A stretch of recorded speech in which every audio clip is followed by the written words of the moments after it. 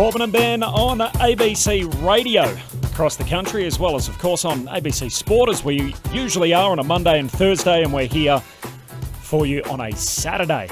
We've got a whole lot of time as well to chop up what's going on in the footy landscape. My name's Corbin Middlemass. Across the desk from me is Ben Cameron. Hello, Ben. Hello, Corb. Good to be here. We're usually on a Monday and a Thursday. A lot of people get us through the podcast store or the ABC Listen app, but we are rolling out for the next 3 hours on the main channels around the country. 3 hours? Yeah, 3 hours. Jeez, a long time. I'm not sure it's enough to get through everything we've got to roll through in the next little while. We've got a little bit of cricket, a little bit of golf, and a little bit of boxing as well. I know you love your boxing, and Tim Tszyu in action tomorrow on the Gold Coast, the US Open in the golf, and of course the Ashes, which you can listen to on the ABC Listen app. Night one last night. So on Mondays, usually, we're always on 5 o'clock Eastern, Monday and Thursday on ABC Sport Digital, and catch up anytime at the podcast store under the best of ABC Sport folder. Every Monday, we usually have Mark Murphy with us, and every Thursday, we have Brett Delidio with us. So given it's usually our Mad Mondays with Murph, it's nothing madder than 3 hours in a studio with you and I. So Mark Murphy is going to be with us for the whole damn show. So we'll catch up with Murph in just a moment. You'll have the chance to chat with him a little bit later on as well. Peter Bell's going to join us. Fremantle Dockers, they play this afternoon. That is the first game, by the way, on the slate, which is at 4:30 Eastern. So you have to wait a little while for Freo and GWS. I can't believe, given we got a grand final down at 2 o'clock in the afternoon, how come we don't have any games in the traditional time slot for footy? Mitch Cleary to join us with all the latest footy news as well. So we got a whole heap to work through. Yeah, and we've probably got to give people a little bit of an understanding of how it rolls here on Corbin and Ben. So we like to flesh things out or throw things out, which is when we rattle through a list of topics and we either, as the name suggests, flesh it out or just throw it away and move on. We do hot news, not news, which has been picked up broadly and rebadged and rebranded elsewhere, where we decide whether news stories in the AFL are either hot news or they're, as the name suggests, not news. So a lot of topics for us to get through. We can hear from you on 1300 558 222, or you can send us a text 0437 774 774. That's 0437 774 774. That text line continuing from the lead. It's usually just us and Greg when we do our show on Monday and Thursday, but we got Craig Davis, who's one of the best producers in the game. He's behind the glass for us. Lauren Borden's here, helping us out on the program as well. So we got a cast of thousands today, Ben, which means it's extra serious when we're on ABC Radio. The cricket last night, so Australia no wicket for 14 after England batted first, usual Bazball style approach, 4.5 and over. They compiled 393, highlighted by that 100 to Joe Root, and we'll get to it a little bit later on in the hour. But did you catch much? What did you watch last night? Did you watch the cricket or watch the footy? I watched both at the same time. I was a little disappointed with the Australian field settings early on. I thought Pat had the fielders back a little too quickly. I thought he could have kept them on and kept them up and fought fire with fire earlier on in the day's play. Fascinating to see the opening ball of the Test match go for 4, crunch through the covers away to the ropes. I do think that Ben Stokes has declared too early. I think that is he set his bowlers a challenge, but they might as well put up some traffic lights on the middle of this pitch. It is incredibly flat, and I think Australia could well bat for the next couple of days and amass a pretty big first innings lead. So I'm a little, colour me shocked by that declaration from Ben Stokes. I'll start colouring in. So, Rob from Laverton is the first phone call. We're underway already on the talkback line, 1300 558 222. Hello, Rob. How are you, boys? We're very well. What have you got for us? I watched the World Test Championship final. I had the pleasure of being in Perth that week, and then I've watched last night. And I've got 2 curious questions for you. A, do you think that Pat Cummins is a bit selfish as a captain, opening the bowling by himself, given he's always made a good first change bowler? And also, is actually lack of aggression in this game compared to how aggressive they were against India in dominating that first innings with the bat and the ball? Yeah, well, Rob, that's what I was surprised by, how defensive we were right off the top yesterday. The fielders back.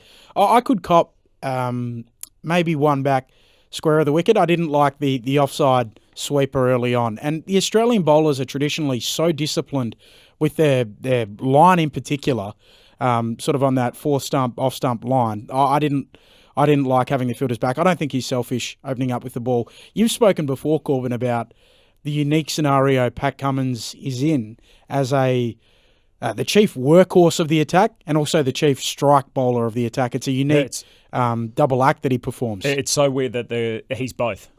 Where usually you're one or the other. You're the workhorse horse or the strike bowler, and Pat Cummins absolutely both. I'm happy for him to open the bowling. I feel like you put your frontline bowler up front. And I understand what they're doing. I mean, their idea so it looks defensive from our point of view because it's not ordinarily how they go about it. But I think there's a fair bit in it in the sense that that they don't want England to get their game up and going. And really, for large parts, they weren't able to. So that's how... That's probably why the field was the way that it was. It is a little bit of a pitch that's not totally dissimilar to Pakistan or somewhere of the like. And speaking to some people over there yesterday who have played a lot of cricket in Birmingham at Edgbaston, they speak about it being a little bit like that, particularly how flat this deck is. Yep, they're a rowdy crowd. There's no doubt about that. The Edgbaston crowd, and we saw that again on display last night.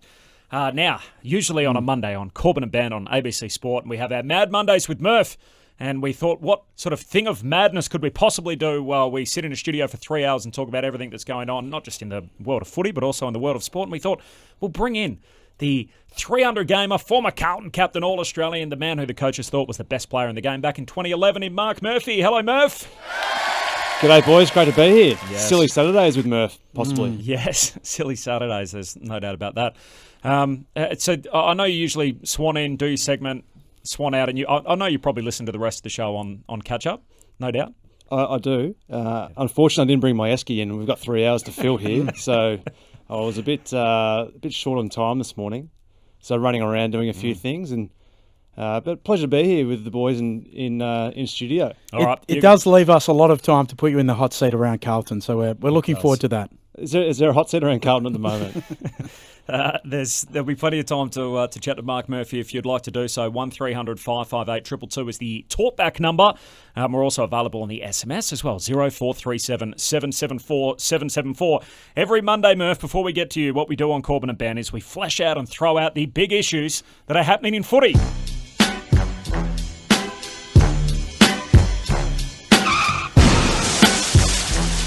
You'll pick this up pretty quick, but fast-paced seg. Ben Cameron's going to tell you whether we should be fleshing these issues out or whether we should be throwing them out. So first of all, Ben, will both grand finalists from last year miss the 8? Flesh it out, throw it out. Yeah, we'll flesh it out. I think they both will. So I'm a yes. I've got Geelong recording another 6 wins on the season, getting to 12. I have Sydney falling short of it. Where do you land, Murph? I think that Geelong still make it. Wow. I still believe. I think Sydney are done. I certainly think that Geelong can sneak in. What gets you into the 8? 13, I think. You reckon 13? Yeah. So they're 6 and 7 at the moment. So I'm no maths major, but I think they have 10 games to go, which means they probably need to win 7 of their remaining 10. Yeah. They do play 6 of those at Cardinia Park, and I think they only travel twice, and their travel games are the Gabba, which is very tough to go and win, and the other one's the SCG, which if they're going to play finals, they should be winning that grand final rematch. But they lost their last time out at Cardinia Park to GWS, didn't they? So is it what it once was? It's a happy hunting ground, though, for the Giants. So they do really well down there. The one thing, the outlier on that is Paddy Dangerfield, how extended period he's going to be out for. So that can be a worry, but I still feel they're good enough to get there. Yeah, the Cats. As an Essendon supporter, Murph, the thing which gives me cold sweats is if they sort of sneak into the 8, finish 8th, get all their troops back, and the Bombers work so hard to sort of lock up a position at 5 or 6 on the ladder. Are they finishing 5th, the Bombers? Well, that's a little high. That's what you're alluding to If there. they can bank some wins, and I thought, imagine running into this team in the first week of the finals if they get their players back. I mean, it's entirely personnel dependent, isn't it, for Geelong? We all know what it is. It wasn't that long ago that we were sitting around saying, hey, their brand of footy looks as good as there is in the country. Well, I've got a further question for Murph then. Ooh. Are they a legitimate player in the competition? Who, the Cats? Yeah. Of course they are. You think they can still win it? Win it's another thing. I feel that they're going to be stretched to get there. I still feel they can. It depends on the personnel they get back at that period of time. I think with all their senior experience and knowing how to get it done on the big stage, you wouldn't want to be an Essendon type, as you did mention, then Corby, who haven't won a final in a long time, as we know, to come up against the reigning premiers who know how to get it done on the big stage. We'll definitely be getting to the Bombers a little later. Plus, there's no doubt about that. Don't forget, that would be the Scott brothers coaching head-to-head in a final. Cutthroat final. That'd be big. Promoter's dream. That's what we're heading towards. This is, by the way, a very special sort of Thursday, Friday night back-to-back games edition of Flesh It Out, Throw It Out. Did Brisbane look better without Daniel Rich and Jack Gunston last night? Flesh it out, throw it out. Yeah, we'll flesh that out. We know about the unique circumstance of them going to Chris Fagan, supposedly, and dropping themselves, but skipping that. Do you think that's a ploy, though? Is that put out there by the footy club? Rather Quite than actually possibly. occurring? You had an interesting theory on it, Corbin. I spoke about this the other day. I feel like I could easily see a scenario, and you know footy clubs, obviously, Murph, much better than I do, where the coach says after a tough loss against Hawthorn, hey, if you don't feel like you're pulling your weight or you're struggling in the team at the moment, go away, have a think about your performance and come and see me. And then they all go away, and then two players come to them and say, look, I think you may have been alluding to me in the post-match spray that you gave the team. Yeah. And then they all sit down and they have a chat and they go, look, you're probably not going as well as what we would hope. How about we put you away for a little bit of a training block? And then the narrative very much becomes the players came to me and they said that they didn't want to play. I don't know if you've seen it in your time in footy, Murph. I've never ever heard of or seen a player drop themselves, and they're trying to get us to believe that two of them did it in 1 week. Correct. It would be a huge statistical anomaly if that happened. Well, that's why I questioned it, because I've never seen that statement being made. And you're right, from two blokes to go do it exactly the same time. There's no doubt I feel that you're right in terms of the coach saying if you're not right, if you're not up to it and you're not playing good enough football, then come and see me. I think he would have gone and knocked on their door themselves, I reckon, Chris Fagan. Did they look better without them last night, Murph? They looked good. They probably should have won by more. I think they had a lot more inside 50s. They were dominating the game, but Sydney hung in quite well. Yeah, they looked pretty good. I was really enjoying some of the youngsters last night. So they're adding a little bit of burst around their midfield. We know how good their midfield has been, but I just feel the injection, even of Fletcher yesterday, and we know how good Ashcroft's been so far this year. But yeah, I really like the Lions. Is Jared Berry in trouble for his tackle on Will Hayward? Flesh it out, throw it out. Flesh it out. We have to talk about this because it's the hottest issue in the game at the moment. It's the hot button issue in the game is what I'm trying to say. And there's two questions for the MRO. Was Will Hayward in a vulnerable position with the tackle, and was excessive force used? So what do we think on the answer of both of those questions as to whether he should be in trouble for the tackle? Well, I just keep falling back on the Rory Laird case, where it feels like if you show some level of care for the player in which you're tackling, then that's grounds to have the charge thrown out. And I would imagine that the fact that he didn't pin his defensive arm, so he had his ball handling arm pinned, the ball he's carrying Sharon with, but still had his defensive arm free for him to protect himself on the way down, I think he'll be okay.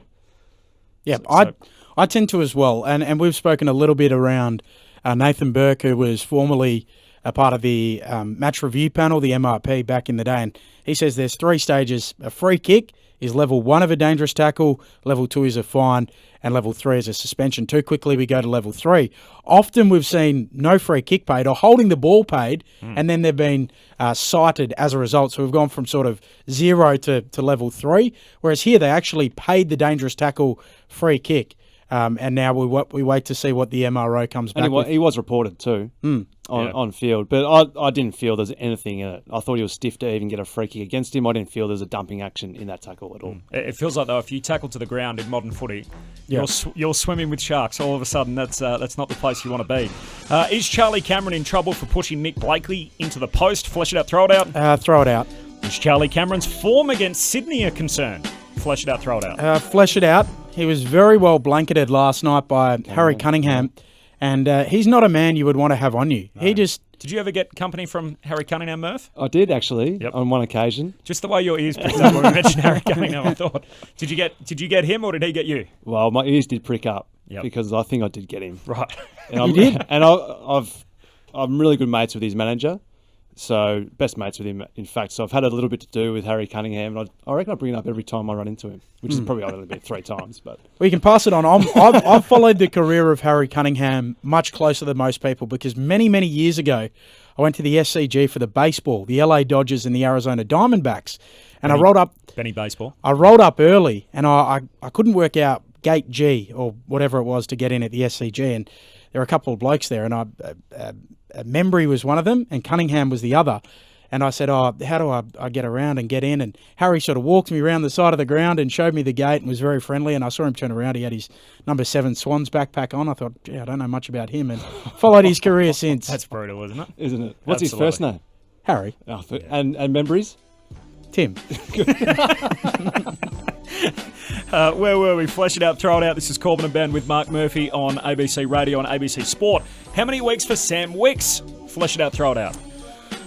Flesh it out. So I think this will come back as a strike. It'll either be careless or intentional, and that's where the differentiation will lie. So if it's careless, he'll get 1 week. If it's intentional, he'll get 2. I think the severity will be medium impact. So it'll either be 1 or 2 for Sam Wicks. Yep. Sam Wicks. He'll get 1 or 2 weeks for Wicks for the hit on Leicester. Yeah, it's a striking charge, isn't it, with a raised forearm, which is a little bit different than, say, a rough conduct charge or whatever. May be graded differently. But it was really weird. It was a sloppy action, wasn't it? Yeah, it's not something we really see in the modern game, is it? And he sort of knew straight away that he just had a really big brain fade, and just the raised elbow and forearm just looked weird. What does Cam Rayner's next 100 games look like? So his first 100 games obviously compiled last night. Flesh it out, throw it out. Yeah, we'll flesh this out. I'll hand it over to you, Murph. Where do you think he can get to in his next 100 games as a fellow former number 1 draft pick? Yeah, it's an interesting one. Sort of, they're still trying to work out where his best spot is and how to best utilise him. They tried him off a halfback flank. That was probably last year or the year before for a short period. Might have even been earlier this year. Was it earlier this year, was it? Right at the start of the season. I think he's got to play forward and then little spurts through the midfield. Whether or not he can get his fitness to a really good enough level where he can go through the midfield will remain to be seen. But I still feel he's got the ability to be a De Goey-like player. And we've seen De Goey now, after how many years has Jordan De Goey been in the system? And I know they might be on different fields in terms of off-field behaviour, but Cam Rayner had a knee earlier on in his career, had a few injury interruptions, but I feel his ceiling's pretty high, and I feel he's just scratching at the surface. So I would say De Goey now is more mid than forward, spends plenty of time playing through the midfield, roams forward. Is he going to end up that, or is he more Jake Stringer where he just attends a few centre bounces and mainly plays as a forward? I think he's more on the Jake Stringer territory. I think he's got the ability to come in for 3 or 4 minutes, be the man around the stoppage, win clearances, and then just get hard forward. He's so dangerous with ball in hand. He's got the tricks to play forward. He's a difficult matchup for anyone because he can take the big high grabs, and then he's just so strong through the hips. So you'd love to have him on your side. I feel the next 100 is going to be really impressive from Cam Rayner. Yeah, it looks like, he's 23 at the moment, nearly 24. That tends to be the spot where guys really work it out. You might have been a bit of a different case, Murph. I think you might have won the Coaches Association Award when you were relatively young, but it tends to be 5 or 6 years in the system to really get your feet underneath you, doesn't it? Yeah, and the midfielders are a bit different, aren't they? Yeah. The midfielders are a little bit different, but I remember him in the under-18 year. He wasn't the real fit athlete that we're seeing, like a Sam Walsh coming in or a Nick Dacos.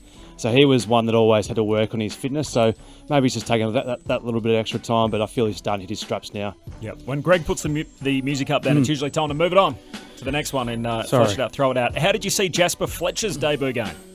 I feel cruel throwing it out, but I think we've got more important topics to get to. Great goal. Patrick Dangerfield's injury, flesh it out, throw it out? Flesh it out.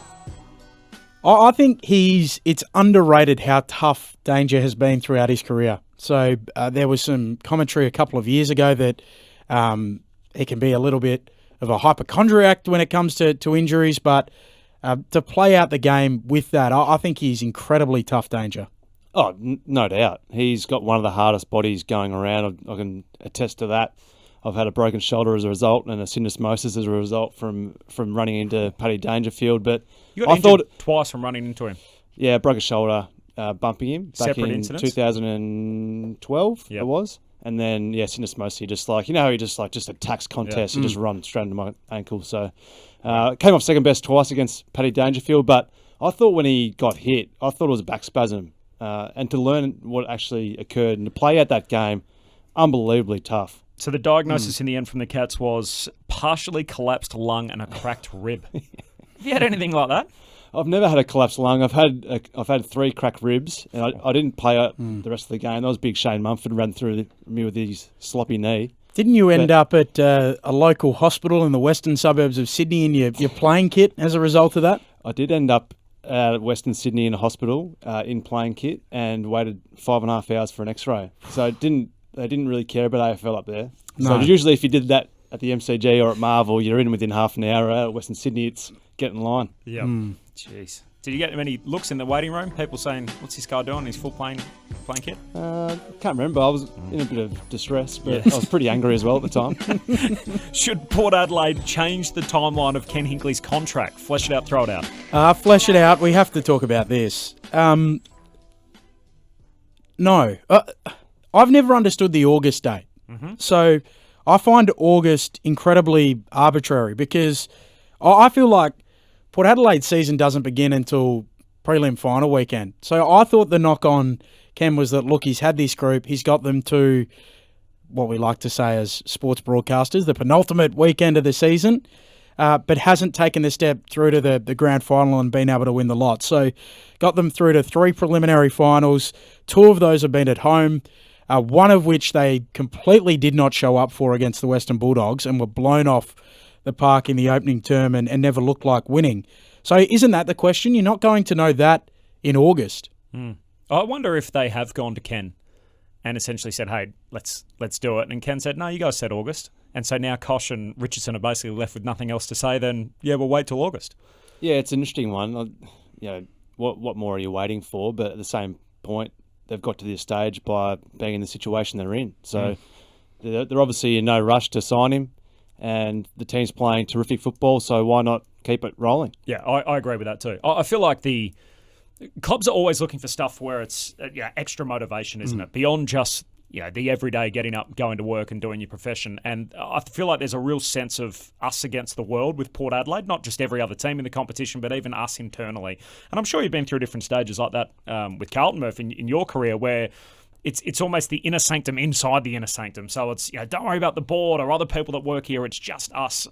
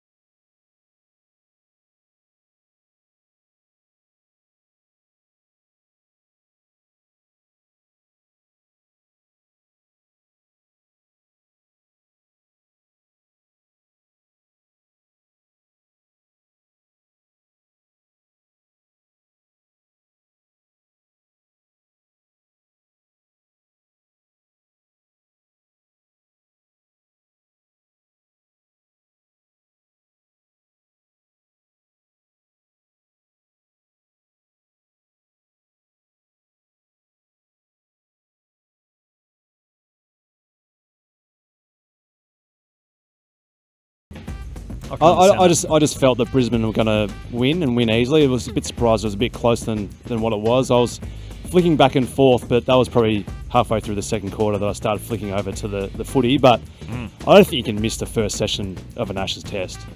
Can you? No, absolutely. I agree with that.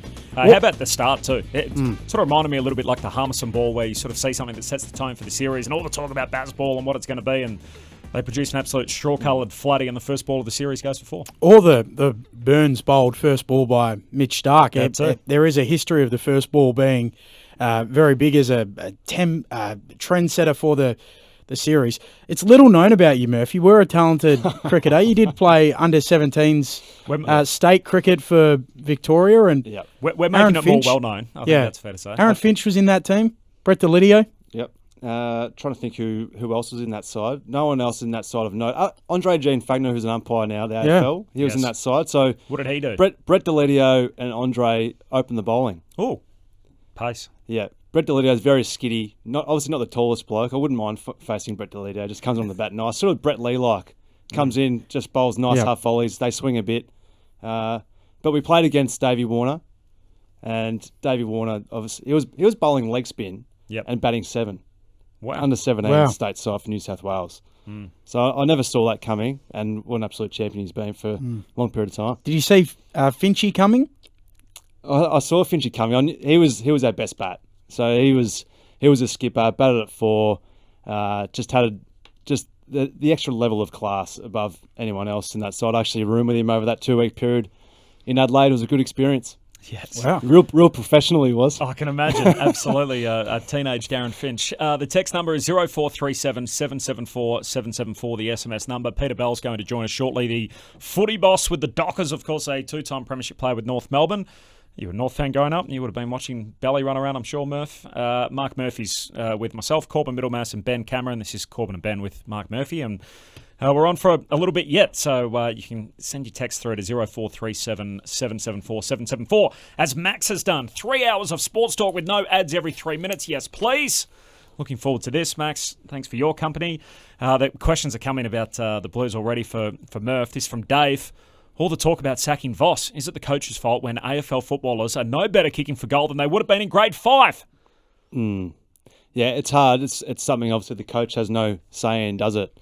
But I think they certainly haven't hit their straps and look like they're playing a really exciting brand for the past couple of months. So there's a bit in that. I think one thing that happens when you are inaccurate in front of goal and then the opposition goes down, when you have all the play and the opposition goes down the ground and kicks a goal, it is deflating. So I think we saw a bit of that last week when they were playing Essendon. They were 3-10 at half time. You kick 3 or 4 of those goals that you probably should have kicked, you might go in 2 or 3 goals up. But conversely, you're down by a couple of points. A lot of blokes would be going, we've had all the play, why aren't we in front? Essendon come out the way in which they did to start the third quarter, blow the game open. Dangerfield playing... Sorry, Ben. I don't want to give too much away here, but I was driving through the suburbs during the week on Tuesday afternoon. Suburbs of Melbourne? The suburbs of Melbourne. And I did see, I'm 99% sure it was Harry and not Ben. Harry Mackay walking along the streets with a yellow Sharon, wearing a grey hoodie, casual shorts on, like he had been down at the local park or was going to the local park to practice his goal kicking. He wasn't going to meet you, was he, Murph? Nah, not me. It doesn't surprise me. He's a bit of a footy head. Yeah. But there was one thing that it goes back to when Bolts was coaching. He talked about a few players that he knew at Hawthorn who, on their days off, would get the footy bags and go down to the local park and kick for goal, just to try and strip it back to the way in which he used to enjoy going down to the local footy ground and kick for goal. So maybe Harry Mackay or Ben Mackay, who knows? Was he bouncing with his left hand or right? He was handballing it to himself. He had it that's under surprised. That doesn't give away anything because I don't think Harry Mackay's ever handballed. Had it under his left arm, I reckon. So Okay. I think we're going for... I'm 99% sure it was Harry, but I can't rule out that it could have been Ben.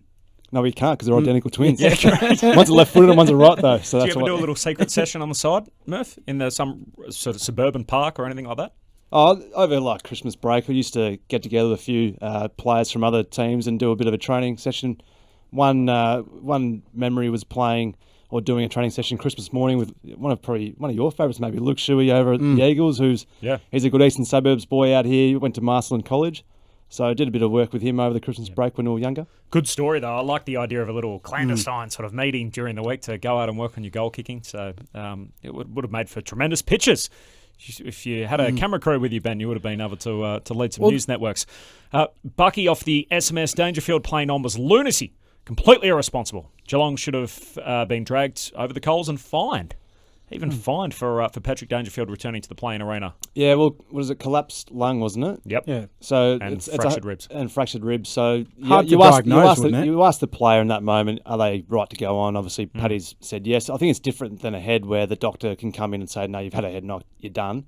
With your body, it's up for the player to really tell the doctor or not whether or not you can continue on. And obviously, Paddy Dangerfield, we know how good a player he is, but obviously how courageous he is as well. Corbin and Ben on ABC Sport and ABC Radio with Mark Murphy in studio.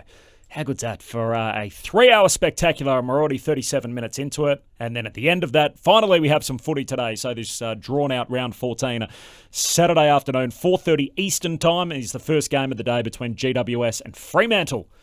And it is time now to welcome another, I think it's fair to say, friend of the show, Ben. The two-time premiership player with the North Melbourne Football Club and the football boss now of the Fremantle Dockers in Peter Bell. Belly, appreciate your time. Thanks for joining us on Corbin and Ben. It's always lovely to hear from you. How are you, first of all? How's Sydney? Sydney's great. Looking out the window of the hotel now, it's a beautiful day out here at Showgrounds, and we're looking forward to the challenge of playing the Giants later on. Not really sure what sort of crowd will be there, so that will be something we have to be aware of in creating our own energy and everything else, as will the Giants. But certainly it's been a pretty good prep overall. What did the review of the loss against Richmond show up, Belly? Yeah, Ben, it was. Richmond were the better side on the night, that's for sure. Credit to our guys that they got themselves into a position where potentially we might have been able to pinch the game, but Richmond were in front for most of the night and earned the 4 points. The review showed up. I guess it was a little bit disappointing in that we got beaten with what we knew with Richmond. They bounce off half-back really well. They're really aggressive. They're a good front of the stoppage team. They come out, they get goal side if you allow them. And I didn't think that we did that sufficiently well to realistically have earned the 4 points. So that was the disappointing part of it. I was lucky enough to formally work with Justin Longmuir. He sat in the commentary box with us while he was coaching with Collingwood going back to 2019. So I listened to his press conferences very closely. And I thought you copped a lot of criticism at the start of the year. You know, some was deserved, but perhaps some was a little strong. But the one thing that we've been pushing the whole way through is how young this team is. But I haven't heard a lot of that from key people at Fremantle. And yet after the defeat, it was the first time I really heard Justin Longmuir say, we're really young, we're inexperienced, we lost because of a lack of experience, essentially. Is that a change of mentality internally with the football department to try and take some of the pressure off to basically point out the fact that you are really bottom 6 or bottom 4 when it comes to age demographics?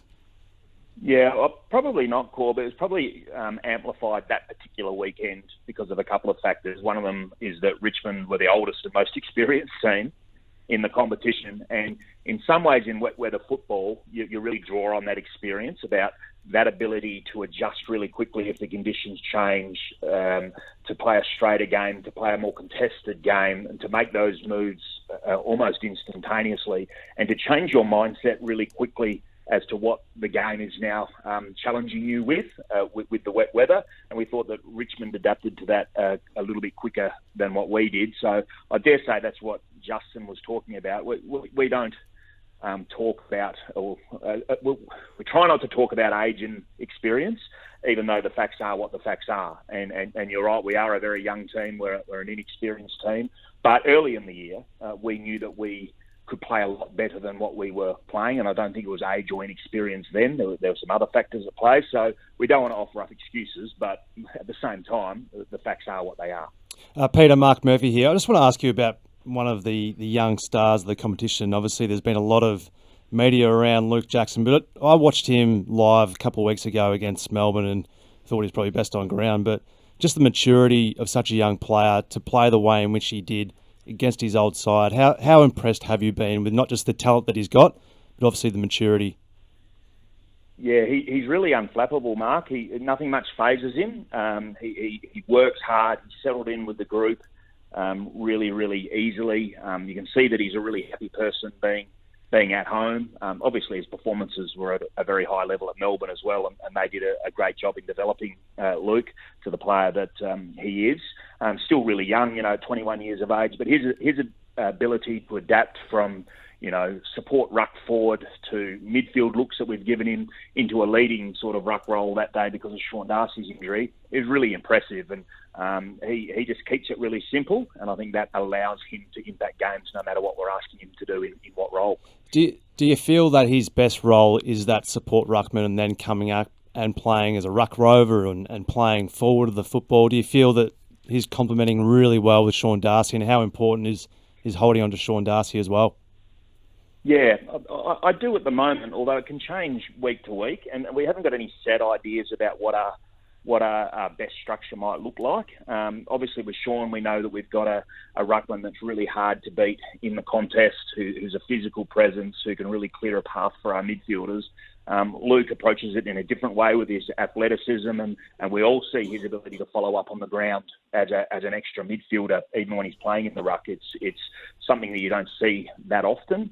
And we'll just work through that over the years. Both Sean and Luke obviously are key parts of our plan in the long term. So we're very eager to secure Sean past his contract, which ends at the end of next year. And obviously we've committed to Luke, and we see those two as real pillars in what we're hoping to achieve. Peter Bell with us on Corbin and Ben with Mark Murphy in studio, ABC Sport and ABC Radio. As you probably know, Bella, you listen to Corbin and Ben every Monday and Thursday, but Ben has been a little bit of a critic about the fact that you've got the two ruckmen, almost like the quarterback theory. If you've got two, you haven't got one, and how they're possibly going to work together. What do you have to say to people like Ben that feels like it can't quite work when you've got sort of two guys that should be number one rucks playing together? Yeah, well, we're happy to do things our own way and how we think fits our club and the strategy moving forward. And I guess I touched on it a little bit responding to Mark's question as well. We don't see Luke as just a ruckman as his best position.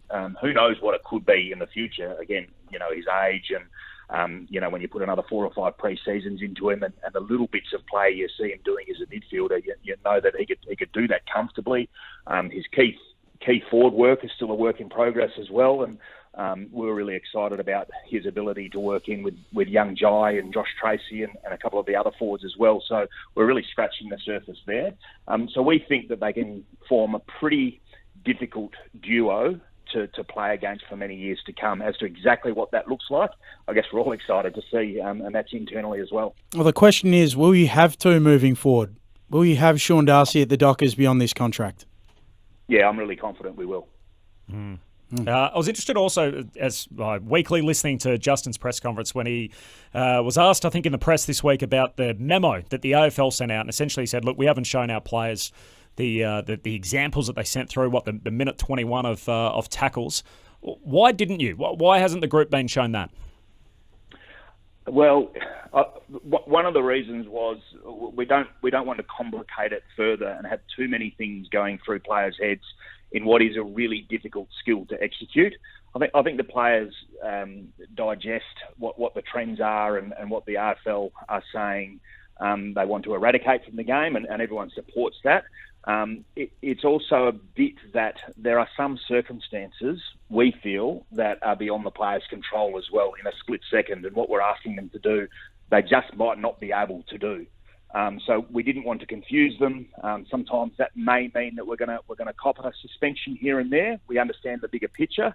So that was the main reason, Corb, why we didn't show it. The bit I think, unfortunately, that is trending into the game, I think there are some players who are exaggerating contact a little bit when they're in a tackle. They're not fighting it enough and potentially are making it look a little bit worse than what it actually is in order to gain a free kick. I'm not suggesting anyone's trying to get anyone else reported, but if you're in a tackle and you do sort of exaggerate head movement or even initiate head contact yourself, you're going to get a free kick as well. I don't think it's happening a lot, but I just think it's something we need to be aware of.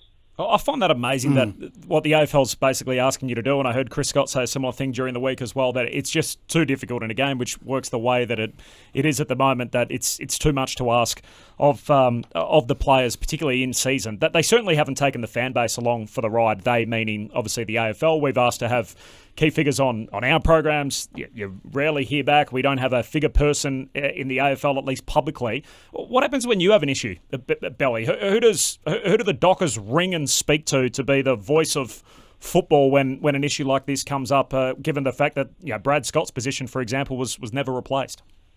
Yeah, there's a few different people that we do talk to. Laura Kane is one.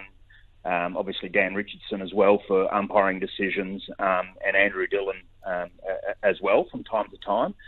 Realistically, though, from our perspective, we don't talk that much to the AFL. We just, accept the decision and move on. You can easily fall down rabbit holes of why wasn't this free kick paid and what was the rationale for this one. It takes time and energy, and ultimately we feel that it doesn't really accomplish much. So we just cop the umpire's decision, and I'm using the umpire as in a general term there, not in the strict sense of the word. We just accept the decisions and outcomes and move on. Obviously, from time to time there'll be bigger picture things that absolutely need to be followed up, and that's when we'll contact any of those individuals that I articulated earlier. Belly, we've heard in dispatches throughout the season about clubs' frustration surrounding the soft cap, whether it's sustainable at its current level. Is it? Is it sustainable? I think when you look at the industry, I think Gill expressed it himself. He said that the game is in rude financial health. And I think most stakeholders, have returned to pre-COVID levels, and that's great. I certainly don't want to come across as a whinger or anything like that. It's a great industry to work in, and it should be. We feel like it's the aspirational sport for people to want to work in who have got interest in the field. But I do feel like most other stakeholders have returned to pre-COVID levels. I feel like the players' next CBA is going to see significant increases in pay and work conditions, which is great because they absolutely deserve it. And I just wouldn't want to see football departments left behind where people are, for the first time in a long time, thinking maybe my career is best served somewhere else where I can get a better work-life balance, where I can perhaps get paid more as well. These are some of the considerations that I think are starting to creep in, and I think I'm not advocating for a return to soft cap levels pre-COVID, but I think that they could be bumped up a little bit, given the description of the game's finances as being in rude health, as it were. So the discussion Corbin and I had about this is, Corbin made the point that if the soft cap goes up, why does it actually mean a better work-life balance for senior coaches, for assistant coaches, for people in the football department, and not just more that there is more money that can stretch further and the workload remains the same, just with more people and more resources? Yeah, well, we wouldn't be applying, if there was an uplift in the soft cap, it wouldn't be a case of everyone just earns more money. It would be that there would be more people, which would mean that resources could be spread across those people. So the senior coach wouldn't have to rely so much on the remaining assistant coaches. The assistant coaches wouldn't have to rely so heavily on the development coaches, who all might not have to rely on the analysts, for example, to provide them with all of the resourcing and support that our players in the game demand. So it'd be spread across more people. That would be the strongest form of the answer. Yeah. I guess my feeling was more that there's a really important conversation to have around, particularly senior coaches, but all coaches and people in football departments around mental health and a balance in lifestyles and everything else. And I feel like that got conflated a little bit with more money in the soft cap, that one doesn't necessarily equal the other, that it's important that coaches themselves are looking out for their own mental well-being beyond just however much money's, whether there's $1 million more or $1 million less in the soft cap. And that's absolutely true as well. And as a club, I can't speak for other clubs, but we have allocated resources into the wellbeing space, into the psychology space, which most clubs do. But I can tell you that Justin, for example, and all the senior coaches and most of the assistant coaches, there is no such thing really as a day off. They'll spend their tomorrow, for example, tonight after the game, they'll code the game on the way home. They'll get out halfway through that or 2/3 of the way through it. Then they'll finish it off tomorrow, plan training, plan the game review for Monday morning, which is at a 7:30 start for us. And plan the week's training as well, and then hopefully fit in some time for family. Ideally, that would be something that might be addressed if there were just a little bit more resources that they might be able to actually enjoy, a half a day off or 2/3 of a day off with their family after travelling away interstate. That'd be the sort of thing that would have a huge impact on well-being and taking a little bit of the pressure off. And that's even before we sort of get into the scrutiny and that coaches particularly are placed under in 2023, which is only increasing every day. Peter, your time's always appreciated, particularly on match day. Thanks for dropping by for a chat and all the best today. Good on you guys, no problems. Thanks, Peter. Peter Bell, the football boss at the Dockers and, of course, North Melbourne Premiership player.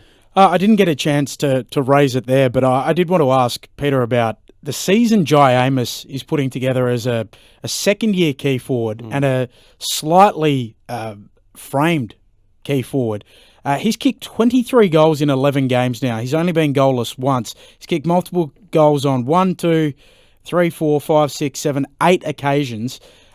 He's on track to kick virtually 40 goals in his second season of AFL football as a key forward. It's a heck of a year he's putting together. Yeah, in a slot with a slight frame too, and he doesn't need a lot of opportunities to really make it count too. He's probably got the best technique that I've seen from a young player or any player who has shots for goal. He just looks like he just will not miss. That's why his nickname is Nev, which is great. Which I love that nickname, but. You're excited by what the next 2 or 3 years hold for him, aren't you? Because when he does put on that size, the amount of more opportunities he's going to get with not just the ball coming in, that now he's great with it in space and he can move onto it when it's in a leading lane, but when he can manoeuvre someone else, when he puts on that size, which, inevitably it's going to take 3 or 4 years when you're a young key tall, it's going to be pretty exciting for the Freo Dockers. My understanding is they haven't even been able to get him in the gym yet. So the 2 pre-seasons he's had, he's been injured and unable to really get in there and shift any kind of tin. So once he can start lifting some weights, he'll naturally get a bit bigger. How's this? In keeping with the footy cricket combo, us sports fans are experiencing. Did Peter Bell ever play cricket? Can imagine him being a gun batter, quick on his feet, a la Sonny Gavaskar. Tart from Derek. I'm sorry, Derek, we didn't get a chance to run that one by. I think he did. Yeah, did he? He's very close friends with... He's a country with... lad, so he would have played, yeah. I imagine, cricket in the summer and footy in the winter. And he's best mates with Darren Waits. He is. Former WA cricketer. Yes. So I'm sure he played a little bit of cricket growing up. My memories of Darren Waits, and I've mentioned this to him when I saw him one night, is that just him playing the one-day domestic games at the WACA ground and rolling up, bowling his 10 straight out at the top of the innings. So by the 19th over, he's bowled out, and that's his day done. Field for the next 30. Just into the wind for the first 10 overs. From Brett in Canberra, hi team, great show each week. Can Freo make the 8? And will the Blues beat the Suns tomorrow? Quick ones for you, Murph. Freo make the 8? I think they make the 8. Yep, okay. And the Blues, can they beat the Suns? They can. Whether or not they will be another story. The Suns are going really well. I like the way in which the Suns go about it. Their midfield is dynamic. They're young team through there in terms of Rowell and Anderson. They're missing their skipper and Touk Miller. So whenever they get back, Touk, he's been All-Australian the last 2 years. Yeah. So they can certainly feature heavily towards the back half this year. Parts I'm a little surprised about this weekend. Richmond against St Kilda tonight. Carlton against the Suns tomorrow. And GWS against Fremantle, all favourites. Which I probably would have framed it up the other way, but it is what it is. This is Corbin and Ben with Mark Murphy in studio. We've got another whole 2 hours to come after this, so plenty of time for you to have your say. We do have a talkback number. I've got a message about that off the SMS, but just cool your jets until the next hour and we'll get to your call. It's 1300 558 222. Up next, Ben, one of our favourite segments, a little bit of overrated, underrated. Still to come, Corbin and Ben, ABC Radio. What's the best thing in the world that's also on the ABC Listen app? The footy! This season, get your footy live and ad-free on the ABC Listen app. Straight through for a goal. AFL, NRL, men's, women's. Whatever you fix, we've got you covered. She's got it. Bye-bye. See you later. Every goal, try, mark and tackle. Called by ABC Sport's expert commentary team. Set. Bingo. AFL and NRL, live and ad-free. Get it on the ABC Listen app.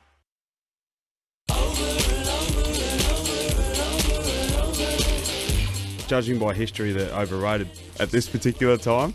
Yeah, very overrated. Yeah, very overrated.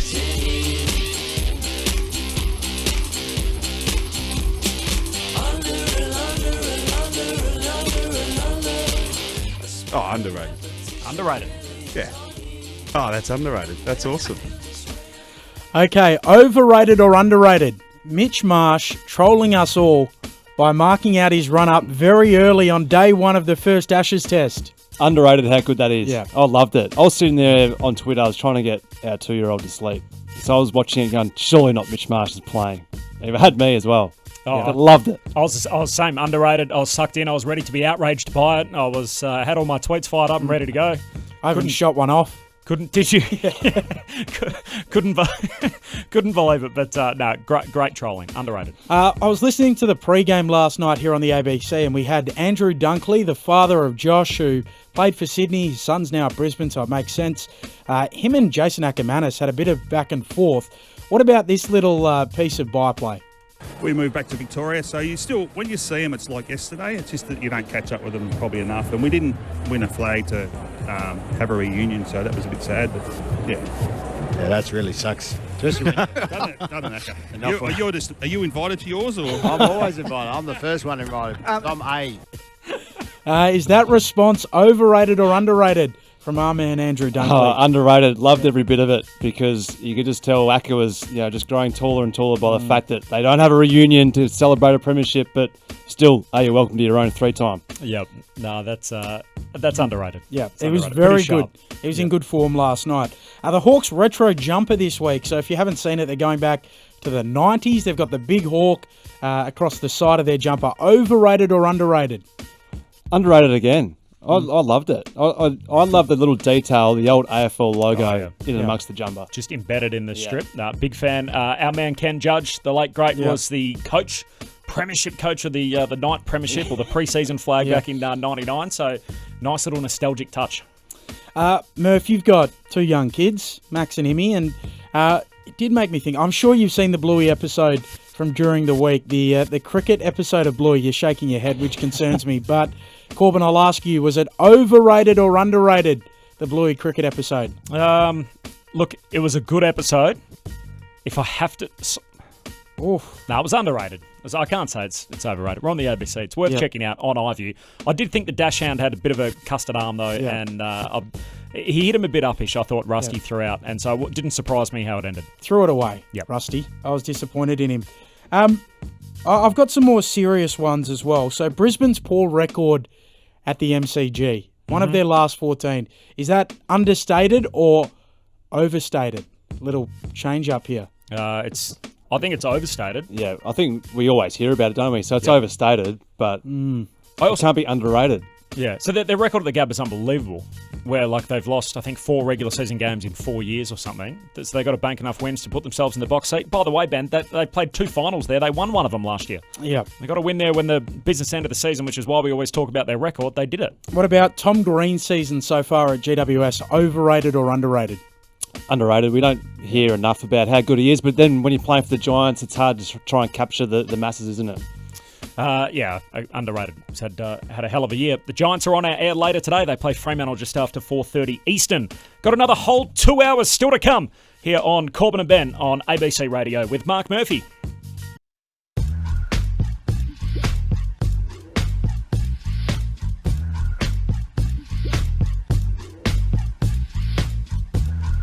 Corbin and Ben on ABC Sport, and today as well on ABC Radio across the country. Big hello to all our audience throughout Western Australia who join us for the first time. My name's Corbin Middlemass. Across the desk from me is Ben Cameron.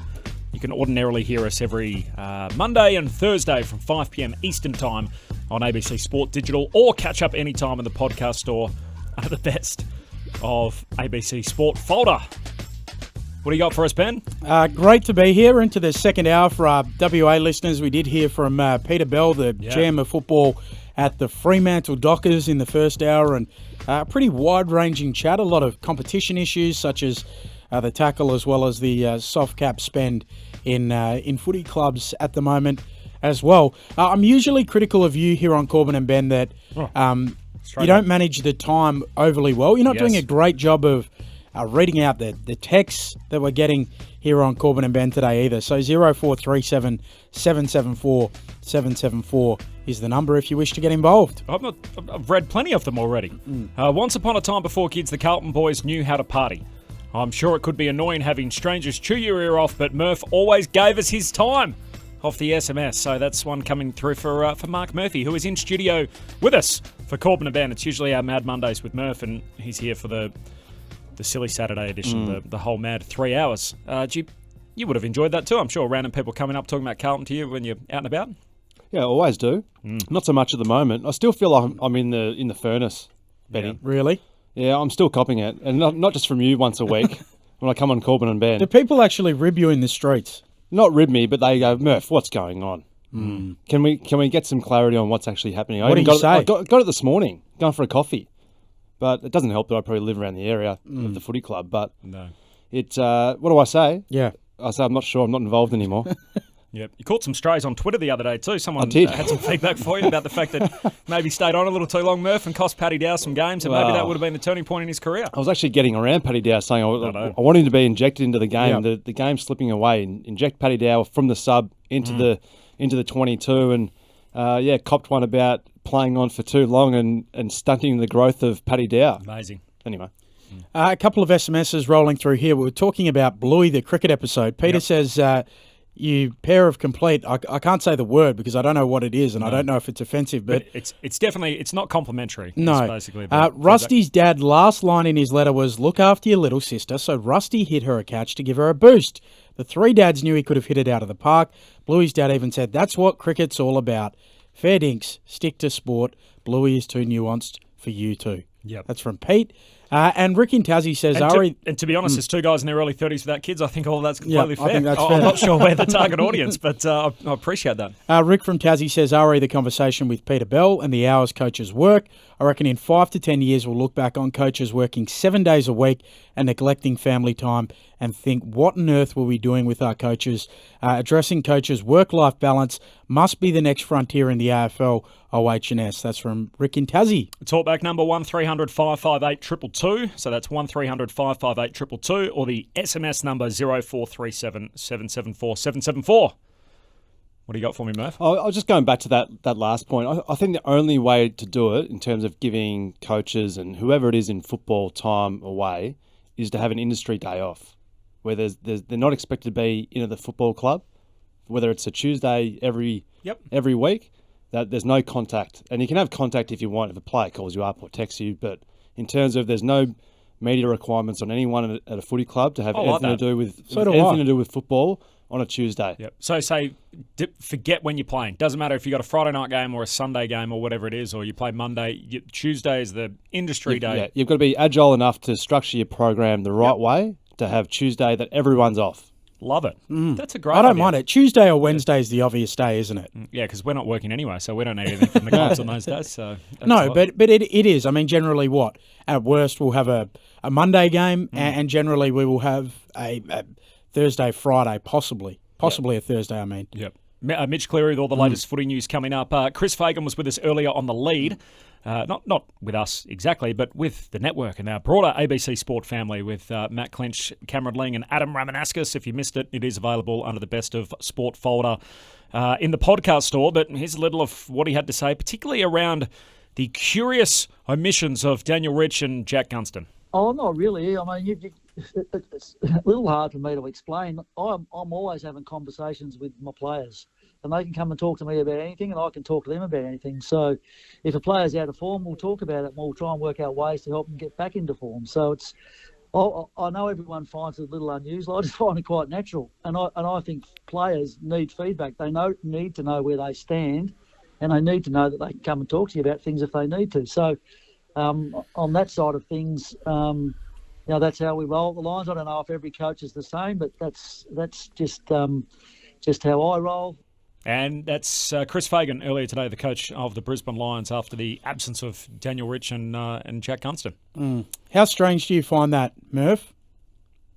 The boys going to Chris Fagan and saying, look, we want to drop ourselves. Do you buy it, or are you a subscriber to Corbin's theory that it was raised by the coach? Have a look at yourselves as a team, how you're playing individually, and then those two came to him and he said, why don't we do this? Oh, we don't really know. We're all guessing, aren't we? But I'd be surprised if both players turn up to Chris Fagan's office and said, we need to have some time off and to get our games right.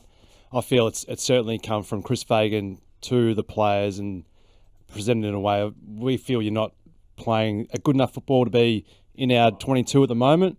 I feel it's important for you guys to go back and get a couple of weeks where you get some confidence back in your football, whether or not you go through a fitness little regime for 2 or 3 weeks and then you put your hand back up for selection. But I feel that their form probably hasn't justified playing in their side at the moment. They're a really strong outfit at the moment, Brisbane Lions, and yeah, I think the players would have been tapped on the shoulder, I feel.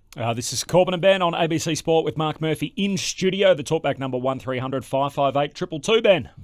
Certainly is, and the very first of our callers here today is the Traralgon Tiger, who I think's actually been relegated to the second Traralgon Tiger now that Andrew McQualter, a Traralgon local, is coaching the Richmond Football Club.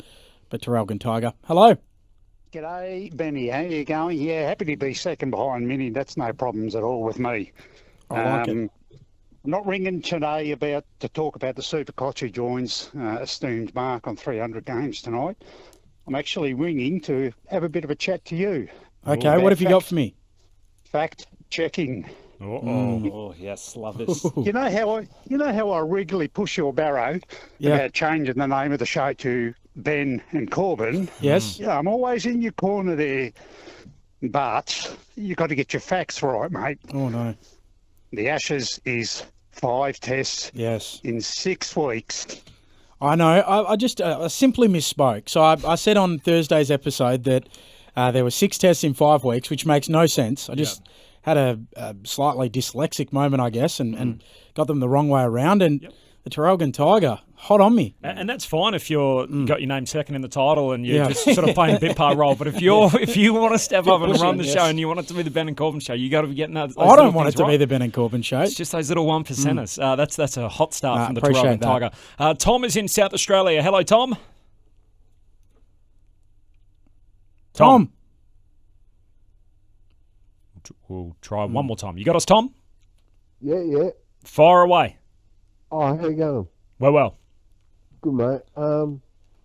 Yeah, I know Mark's there too. I'm a long-time supporter. Nice. I've got a view where I think Curran going to have to make a hard decision with trading players, because I'll be honest, their midfield, it's not as great. They've got goal kickers, and all this talk about Harry Mackay coming maybe trade, personally, that's crap, right? I've got a view where they might need to play. Look, they're going to have to get some draft picks. All right. What do you reckon, Murph? I think their midfield mix, they're still trying to work out what the best look for them is. They've tried Sam Doherty through there, who's been an All-Australian half-back. I'd personally just put him back to a half-back flank and let that run come from there. Sam Walsh has had an injury interrupted pre-season. You can just tell, even though he's getting a bit of the ball, you can just tell he doesn't have that burst at the moment. So I think they've certainly been hurt by the fact that he doesn't get that real aggressive run and ball use going through the middle of the ground. But yeah, they just haven't got their game up and going at any stage this year. They certainly need to try and get another quick midfield into that team. 1300 558 222. Danny is in Dalesford. Danny. Yeah, heading up to the game tonight at the G to watch the Saints play the Tigers. Hope it's a close game and an enjoyable level of footy. But and I'm also glad to see Dan Butler's playing, because where I'm a bit confused is that how can most supporters that I've spoken to, most angles of the view of the actual tackling incident that I saw, and most commentators that I heard of, all believe that he shouldn't get a penalty, and yet somebody has given him a week off that forced him and the club to have to go through an appeal process. Who gives the player the week off with that little evidence to actually give them a week off for? Well, I think it's the rigidity, if you will, Danny, of the matrix that it goes into. So the MRO essentially puts it into the matrix, which has sort of categories, and he says it was this, it was this, it was this, and it comes out as a 1 week fan, whereas it's aimed to be as objective as that. Whereas I think when subjectively as football people, we all look at it and say, what else is he meant to do?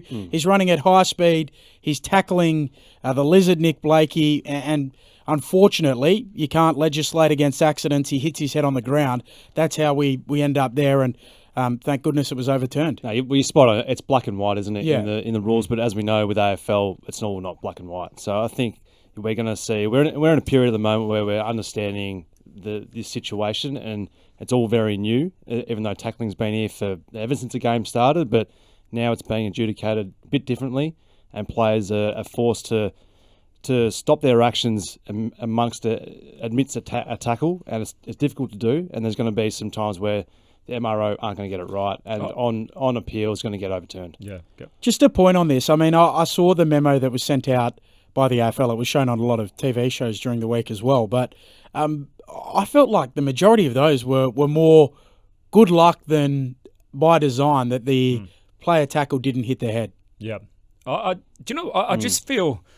why doesn't the AFL just come out and say whatever it is? So we get it, right? There's 100 more players that have essentially joined the class action recently, so they've had a enormous crackdown on head trauma.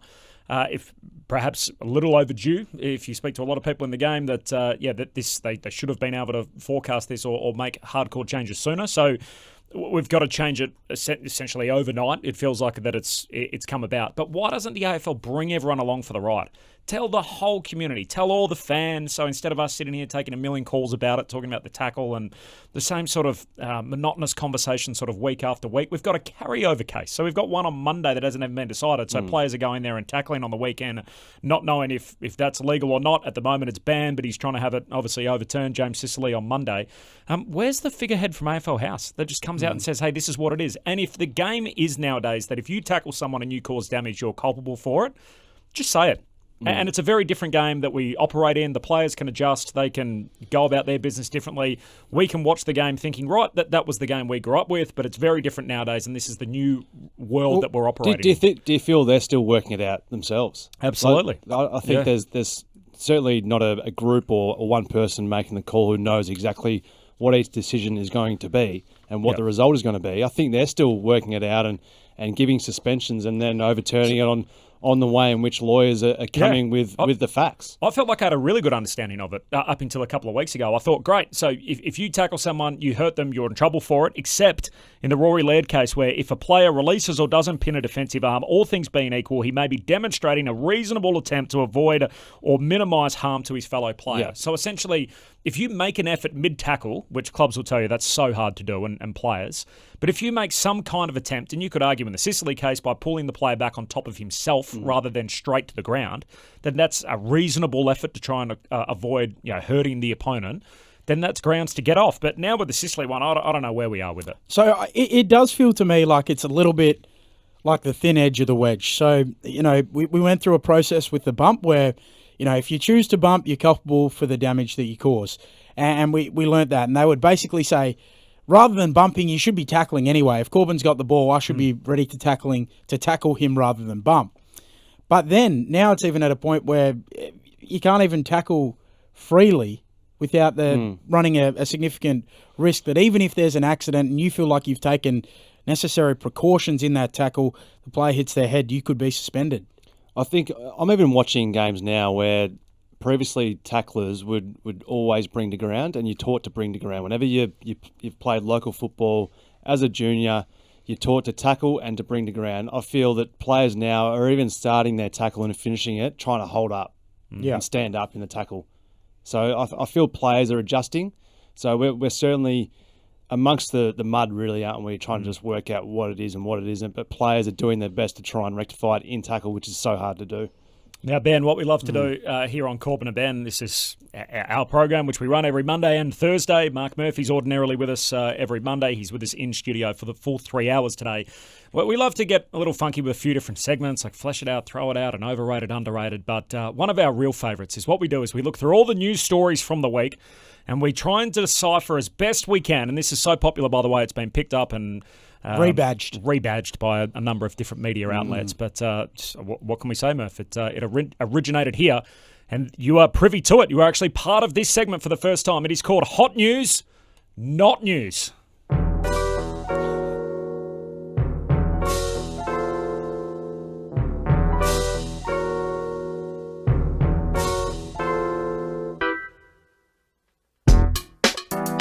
See what we've done with this segment, can't you, Murph? Love the start of this. Yeah, it's off to a flying start already. There's no doubt about that. All right, Ben, I'm going to give you the topics. You're going to tell me whether it's hot news or whether it's not news. First of all, clubs not showing their players the tackling memo video that was released by the AFL. Is that hot news or not news? Yeah, that's hot news.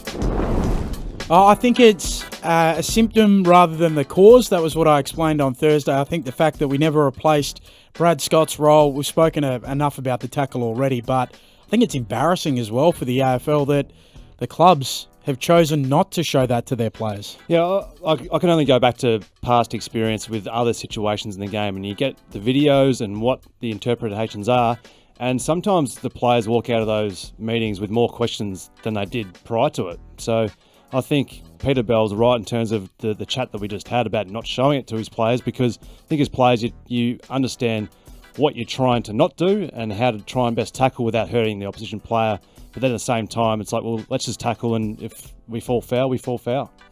If you missed Peter Bell earlier, we asked him exactly that. We don't want to complicate it further and have too many things going through players' heads in what is a really difficult skill to execute. I think the players digest what the trends are and what the AFL are saying they want to eradicate from the game, and everyone supports that. It's also a bit that there are some circumstances, we feel, that are beyond the players' control as well in a split second, and what we're asking them to do, they just might not be able to do. So we didn't want to confuse them. That's certainly the more compelling point on the back end, whether it's just all too hard for the players to try and make that adjustment split second. Ben, Nick Larkey's 5-year contract extension, is that hot news or not news? Yeah, that's hot news. I think it's a massive vote of confidence, and we know that there are going to be stars in this build for North Melbourne.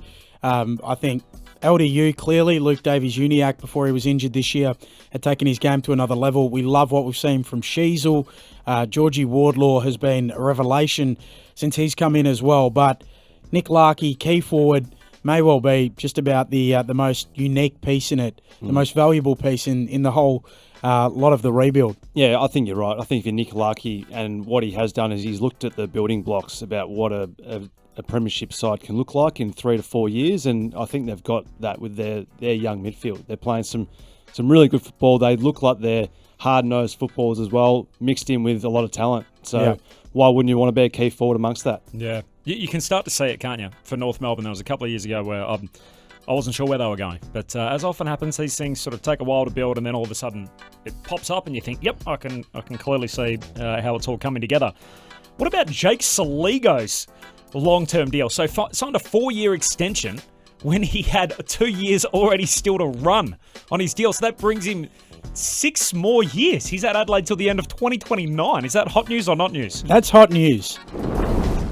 Why did they need to sign Jake Saligo to a 6-year deal? And I don't mean this in any way, shape or form disrespectfully to Jake Saligo. I think he's going to be a really nice player. I'm pretty sure I heard a story that his dad drives over from Victoria to Adelaide for all of his games. So I just found that really nice, an 8-hour drive sort of each way. But I don't think he needed that longer-term deal.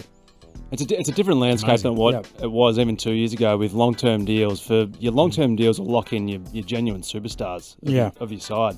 So it's an interesting call by the list management team over there, isn't it? Because usually you're trying to lock in your key players, your key pillars. I think that's the more interesting discussion, and maybe we can put this to Mitch Cleary with his segment, What's the Word? What's the word on why clubs are signing such long-term deals? Is it a discounted rate with the added security? Is it, with stars, obviously, to lock them in? But what's the word with why it was another 4 years for Saligo? We're seeing some big deals. Nick Blakey, Bailey Humphrey, and now you've got Jake Saligo in that sort of long-term category, which was a deal really previously reserved for only the bigs, the key forwards. It's sort of unusual that you'd get a sort of smaller player like that on a long-term deal. David Koch holding to the line that the timeline of August is still the timeline for Ken Hinckley's contract extension. Hot news, not news? Not news. Ooh. That's not news, because what does he have to gain by moving the timeline forward or back now? So that will be the timeline until it's not. If for whatever reason, in the bye, Ken and David sit down and sign the deal, they'll just tell us. They'll say, look, it's signed now. He's going to stay for another 2-3 years, whatever it is. If he moves it forward and then it's not done, then it becomes a bigger story and has the potential to derail what they're building. Yeah, you're spot on it. He sticks to his word, and he said he was going to announce it in August, and that's the timeline, so why change it from now? All right, bit of pace through these. We got a whole lot to go. Dan Rich and Jack Gunston dropping themselves. Hot news, not news? Yeah, that's hot news. Hot news. We've spoken about it a lot. I think we can skip through. Yep. Happy with that, Murph? Happy with that. Marlon Pickett being able to play despite facing serious charges. Hot news, not news? Hot news. That's hot news. People will look to the NRL and the no-fault stand-down they have over there. You've made the point during the week that even with that policy, he would be allowed to play at the moment. Yep. I have zero issue with this. I actually think it's been handled really well. Brendan Gale got on the front foot, spoke really well about it. I think it's entirely appropriate given the week he's had that he's not playing tonight to give him a chance to freshen up. He's also got the bye next week. Richmond have the weekend off, and then after that, he comes back and continues what he's doing and let the courts of the land decide it. I mean, at the end, we have a judicial system in place for that reason. I don't know why the game needs to run ahead of the land. I mean, if the charges are proven, he's going to have a whole lot of ramifications beyond just whatever's happening in his professional life. Yeah, you're spot on, Corbin. I think Richmond have handled it well first and foremost, and then you're right. Like, why get in the way of the law? Really, like he will find out what he will have to serve in terms of if he gets found guilty or whatever it is. But he misses this week. They have the bye, and then after that, he's up for selection once again. This was maybe one for you, Murph. Hot news, not news. The Blues swinging the axe at selection. Is that hot news or not news? It's not news. Okay. I don't think it was really the axe was swung too hard, to be honest with you. I think same old names. Same old names, but there wasn't really anything there that really stood out to me thinking, oh, that's a big call. So they could have made a few bigger calls, I thought. So Silvani, who's your workhorse who fills any role that the team needs. Ed Curnow, who I was a little surprised came back last week, but he's straight back out. Jesse Motlop, who's a small forward, tough gig at the moment. Our man Paddy Dow, who just can't seem to get a run at the moment. He's been omitted, was the sub last week. And Louis Young's probably the only one that stands out. So he's now missed the Sydney game. He's missed this game. He's missed a few now.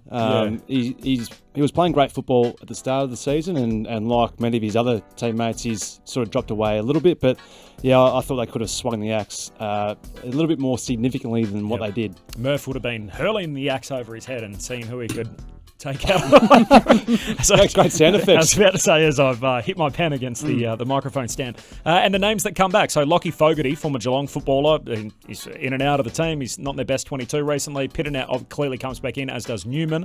And David Cunningham, who hasn't played since the Ice Age, comes back for Carlton. So he's in for the first time since 2021. Michael Voss says, sometimes players just get out of form and isn't giving Paddy Cripps a bailout option after his form in recent weeks. Hot news, not news, Ben? That is hot news. What do we speak about with coaches? So we look at Chris Fagan this week, seemingly giving his players an out and protecting them. Damien Hardwick was that to a fault, would always defend his players. I would have thought Michael Voss could have maybe just protected his skipper a little more, rather than saying, look, he's just stone cold out of form and not playing very well. Possibly.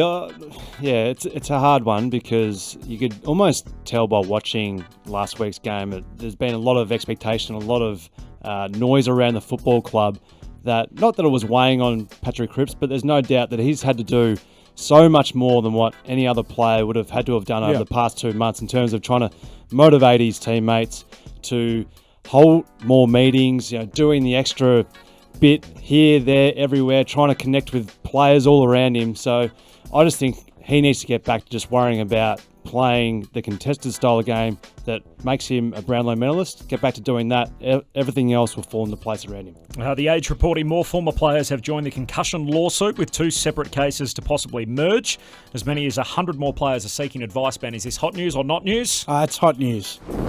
It is. I don't know where else we take it though. It's probably not a conversation for us for now. Artie Jones getting dropped by the Western Bulldogs. Hot news, not news? No, not news. That's not news. I mean, he didn't touch the ball or didn't have a disposal throughout the game, but he wasn't the lowest rated player on the ground. There were 7 players. Seven players who had a lower game rating than Artie Jones, who didn't get a single disposal, but laid 6 tackles. Yeah. I think it's a great lesson that, look, Artie Jones is there. Well, it would have been a great lesson if he held his place in the team. Yeah. You could look at it and say, oh, look, he played his role beyond just getting a bit of the share in himself, but they dropped him. Yeah. He still didn't get a touch. Yeah. But he's putting his defensive pressure on, and there's 7 other guys out there. I think 4 from the Dogs and 3 from who they play last week.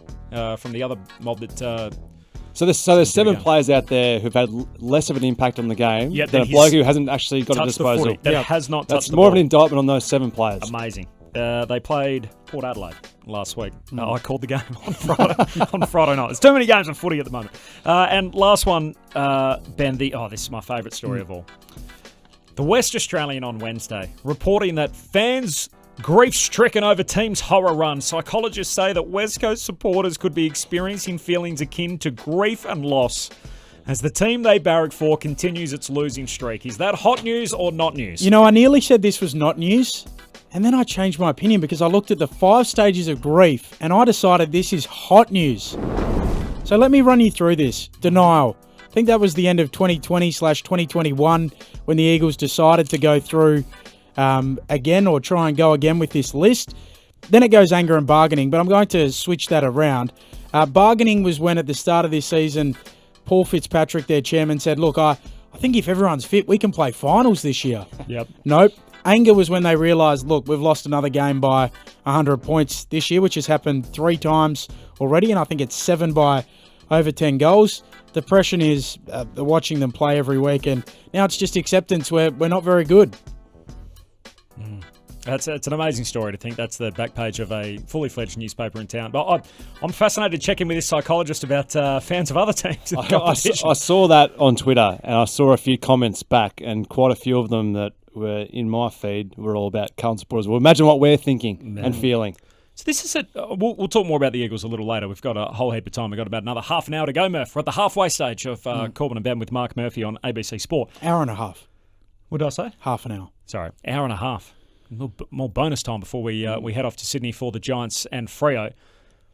This is going to sound terrible because everyone looks at the Eagles right now and their percentage is sort of down there with the Fitzroy team of 1996. But I'm thinking as an Essendon supporter who hasn't seen my team win a final for 19 years, would you trade the position that your club's in right now for what West Coast fans are dealing with? To think that if you win a premiership once every 9 years or whatever they have in their existence, and the price of doing business is that you've bottomed all the way out to the point that the team's non-competitive week to week. I mean, sure, you got a couple of gap years as a supporter where your team's virtually not part of the competition and you're so far off it. But hell, you get to see your team win a flag every 9 years. I'd take that. Yeah, I think when you go back to 2018 and having won the flag, and I think you mentioned it, was it 2020 and 2021 where they tried to renew the list, or not renew it, but they go again, and it doesn't quite work out. They will get the number 1 pick, or they'll turn that into a couple of really top end picks for them. I think they've always been a powerhouse football club. They always will be a powerhouse football club. I think if you're a number 1 pick going over there, you're pretty excited about walking into that football club. So what I would say about it is whether this time is different, because it feels different. This is a club that 3 out of every 4 years in their history have played finals and have generally bounced pretty quickly. But it feels like over a long period of time now, there have been a series of little things that haven't been paid their due attention that have accumulated to the point that the West Coast Eagles have completely fallen away to now the point, like you spoke about, we're talking about them in Fitzroy levels of anti-competitiveness. That's an amazingly crisp segment, though, isn't it, Murph? Hot news, not news. You got the little track in the background and all the topics thrown in. Crisp.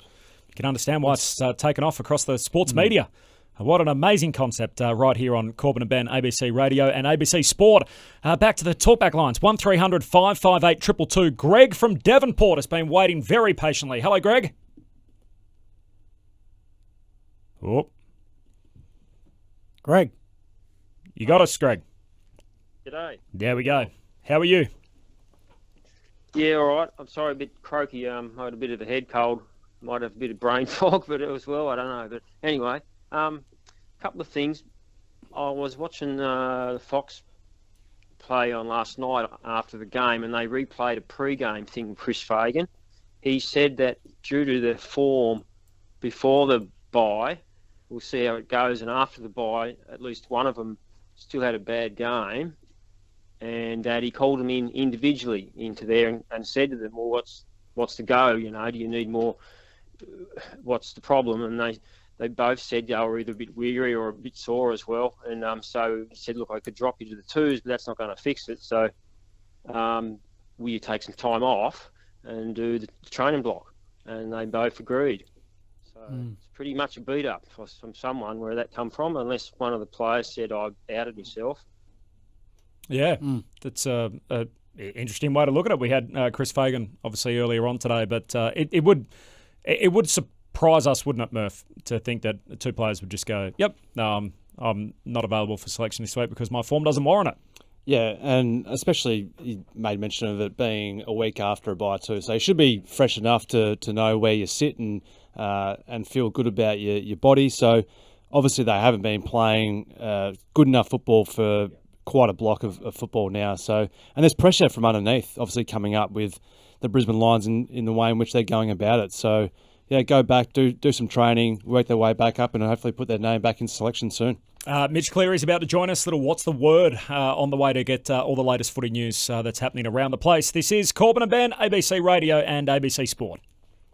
The brilliant minds from the Nation Building Authority are back. Our fridge has got an address book. It's got the lot. Has it got cold milk? Not yet. And there's a lot to unpack. Who's been asking? We have. What? Us. Who? Me. Why? I'm lost again. With Rob Sitch, Kitty Flanagan, Celia Paquola and the whole office. This is in the cone of silence. Under your hat. It's already on the radio. All new Utopia. What have these clowns been doing? Building for the future. 8 p.m. Wednesday nights on ABC TV and streaming on ABC iView.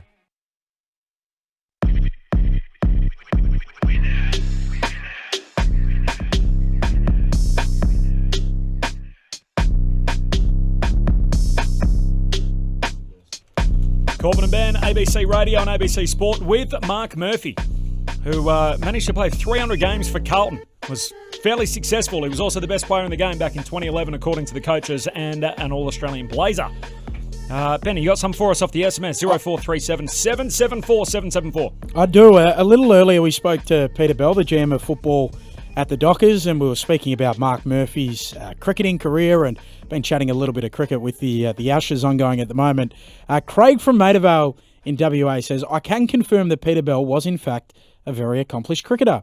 He captained the under-16 Country Week side for Great Southern, which my brother played in with him. Handy opening batsman, very good tactically. Also held the high jump record at our school for a few years. Excellent at running and athletics, as well as being a more than handy swimmer. Not much that guy couldn't do if he turned his hand to it. Oh, I can believe the running and athletics, but the high jump just does me for 1 metre, Peter. Yep. No, I'm not so sure about that. How are you, Murph? I don't mean to segue for any obvious comparisons, but how did you go with the high jump? Actually, not bad. Yep. But I'm not that small like Peter Bell. No. I'm 179, so that's almost 6 foot, isn't it? Ben, you going to give me 6 foot? Doesn't matter. It's only over and under 6 foot, Murph, unfortunately, and you and I are the wrong side of it. Yeah. Exactly right. Are you taller than Peter Bell, Ben? Just. Yep.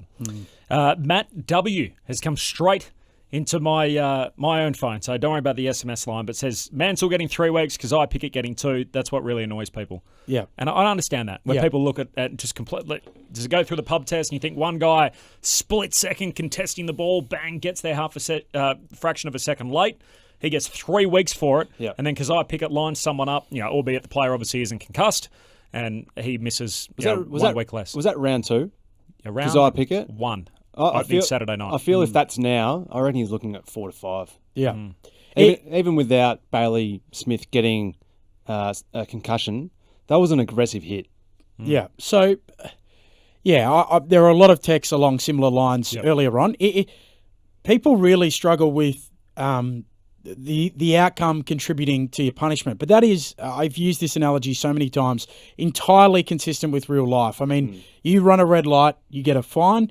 You run a red light and hit someone, you're looking at, and cause significant damage to them, you're looking at a far heftier punishment. So that's entirely consistent with how the judicial system works in real life. Oh, I can see one here from Alan, somewhat bemused with the hypersensitivity in AFL and rugby league with concussion. Why is boxing such a no-go zone? I'm keen to extrapolate on that, Alan. Stay with us. We will talk a little bit of boxing, and I've got a response for you on that front as someone who's a fairly big fight fan myself.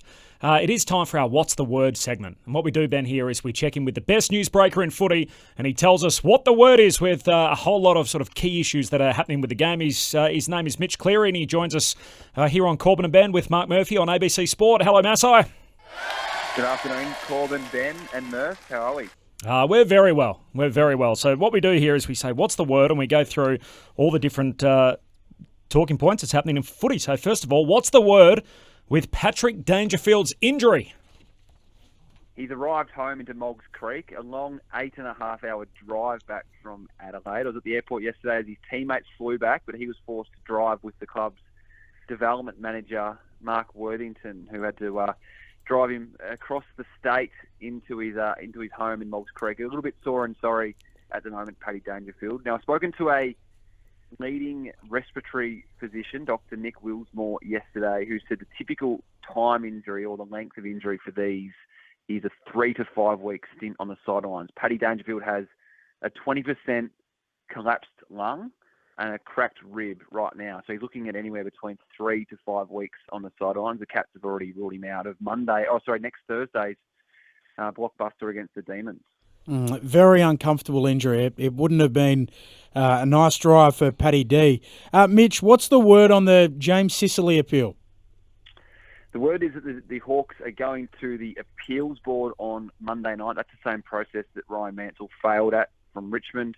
It's the step beyond the tribunal. So that'll be heard on Monday, given the Hawks are coming off their bye and the players return to the club on Monday. So I guess it came to common sense that they'd give James Sicily a couple of extra days to get everything together and enjoy the rest of his bye holiday. The Hawks are going to argue that no tribunal could have reasonably come to the decision that it did, and that was uphold the three-match ban for the dangerous tackle on Brisbane's Hugh McCluggage. This is a really fascinating and delicate one, given the outcome. Typically, the appeals board and the AFL tribunal very rarely overturn these, given the outcome is that a player was knocked out on the spot and was concussed, obviously, from that incident. But then again, you've got a pretty rare moment where, the Hawks will argue, and many people in footy will argue that he didn't contribute all of the motion to that tackle and didn't contribute all of the factors into Hugh McCluggage getting knocked out. So I'm really fascinated to see. I can't remember appeals, or maybe outside of Paddy Cripps last year, late in the year as he was vying for the Brownlow medal, an appeals board hearing that will be this closely watched on Monday with James Sicily. Masai, you were the newsbreaker who broke this when it first erupted last week. What's the word on Marlon Pickett? The word is, Murph, that he will not play tonight for Richmond against St Kilda. All parties around the Tigers came to their senses and thought that he wasn't going to be in any fit state mentally to be playing this game tonight against the Saints. They then got the bye next week, Richmond, but he will be up for selection in round 16, the game after the bye for the Tigers against Brisbane. Then if they win tonight, it becomes a pretty crunch match as the Tigers push for finals. He's obviously been released on bail, alleged to have committed a series of aggravated burglaries across WA in his off-season, December and January, in the last off-season at AFL.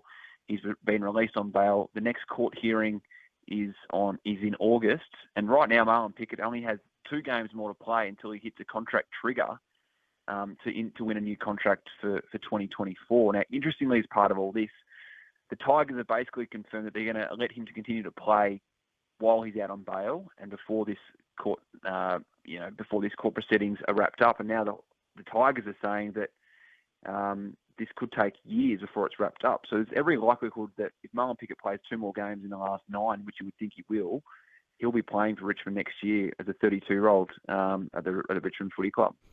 Yeah, you've been right across that story. You broke that news as well during the week, Mitch, about the contract trigger. What's the word on the West Coast Eagles, best and fairest, that other clubs have some interest in? Well, the word is picking up across the country around Tom Barrass, Ben, and that is usually what happens when these clubs start to fall down the ladder and you've got accomplished players like Barrass at the top of the list. Clubs start to pick up the phone and inquire around their services. Now, Barrass has 4 years left on his deal at the Eagles. Very happy. He's got a young family in Perth and he's settled in living in that state. But other clubs, including Sydney, and I expect others to come in a pretty hard and fast way, are trying to get him out of the Eagles, knowing that, one, West Coast are on the record saying they want to turn this list over and rebuild quickly. And 2, they may be able to convince Tom Barrass that, he could a player at the age of 28 be actually all chips in for a rebuild like they're going to, see over the next 3 or 4 years. He was half tempted, or, that was how it was put to me, half tempted by Sydney a couple of years ago. They came to him with an offer in trade period, and he actually re-signed with West Coast only a month or 2 after that approach from the Swans. So he'll have a bit to think about in the last few months of the AFL season, Tom Barrass, but there are clubs out there starting to make pitches to him that, hey, come and play for our footy club where you're more likely to have the chance to win a second AFL premiership, given he was part of the 2018 flag, then have to go through, at the age of 28, a 3 or 4 year arduous rebuild that's approaching at the Eagles. I'd be very surprised, Mitch. I think he'll likely be their next captain. He's very, very close with the playing group and I believe has just bought a very nice house in a pretty leafy suburb of Perth. So, has he got a golf membership or anything from a local golf club? I know that you are a real estate watcher, Mitch, but I'd be surprised. Oh, okay. I do like watching the real estate, but what would Oscar Allen have to say about him being the next captain of the Eagles? Well, Oscar may well be. If Shuey departed this year in terms of captaincy, if he handed it on, I think Tom would have taken the reins maybe for a couple of years before Oscar Allen did. It may just go straight to Oscar Allen next. And we're taking Ben's media card straight off him because he's not going to participate in wild speculation about the player movement window in middle of June. Come on, Ben. Oh, no. I've got one for you on this front to finish, Mitch. What's the word on the player movement space? What can you tell us about what's going on there with anyone in the competition that we should be keeping an eye out for? Well, I was at the airport yesterday waiting for Paddy Dangerfield. Then I was there for an hour or 2 and realised he was actually in the car. So it was a long way to the airport. And I saw a few of the Cats players getting off. So just as you do, chatting to a few of them as they get off the plane from Adelaide. And I spotted Miles Bergman, who is a star up and coming for the Port Adelaide Footy Club, on the same flight. So he was straight out of Adelaide after that win against Geelong on Thursday night. He's flown back to Victoria for his off-season bye. Now, I raise him as a pure example of when the players approach their mid-season bye, as Murph would know, usually they sit back with family and friends in their home state, or they go and meet with their managers and start to work through their contracts and the offers from elsewhere. It's pretty rare right now that I would think many players would have met with other clubs up to this point, but this is when the ball starts to get rolling around contract offers and meeting with clubs. Miles Bergman's back in Victoria. No doubt will sit down with his family and his management around his options. So too, what's happened with Darcy Parish. Essendon just coming off their bye.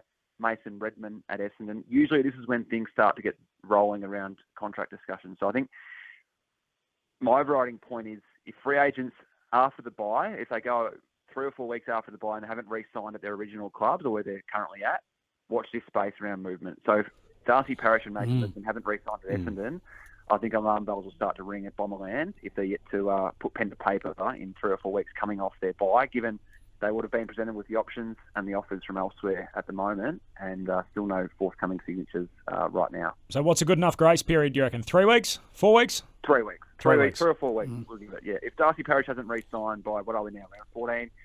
If he hasn't re-signed by around 18, alarm bells will start to ring in Adrian Dodoro's office at Tullamarine.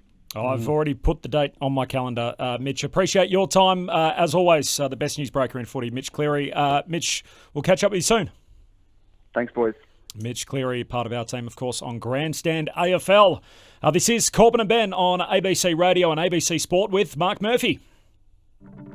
ABC Listen. Little ears can discover so much with a range of fun ABC podcasts, like Short and Curly, asking deep ethical questions. I think homework's a waste of time because we go to school for 6.5 hours a day. And Play School Ears On, working out sounds with familiar friends. Shall we investigate Big Ted? Oh yeah, Teo, let's go! Short and Curly and Play School Ears On. Find the podcasts on the ABC Listen app.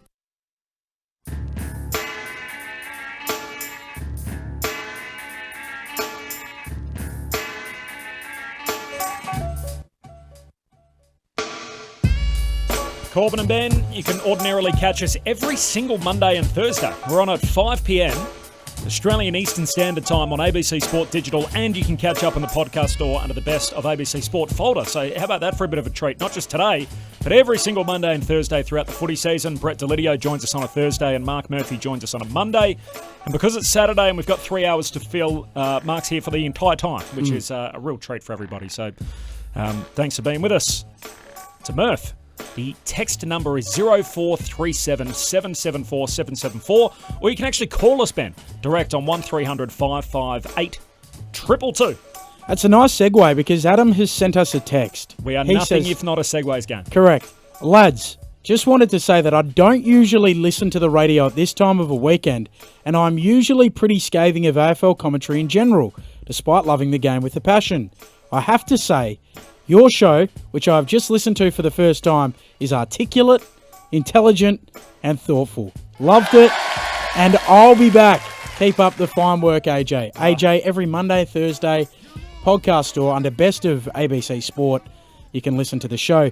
Fran from Melbourne says, "Hi guys, enjoying the program. Mark, love your work." No message, no mention of Corbin and I. That's great. Did I hear Corbin ask a caller how they are? Has he mellowed a little?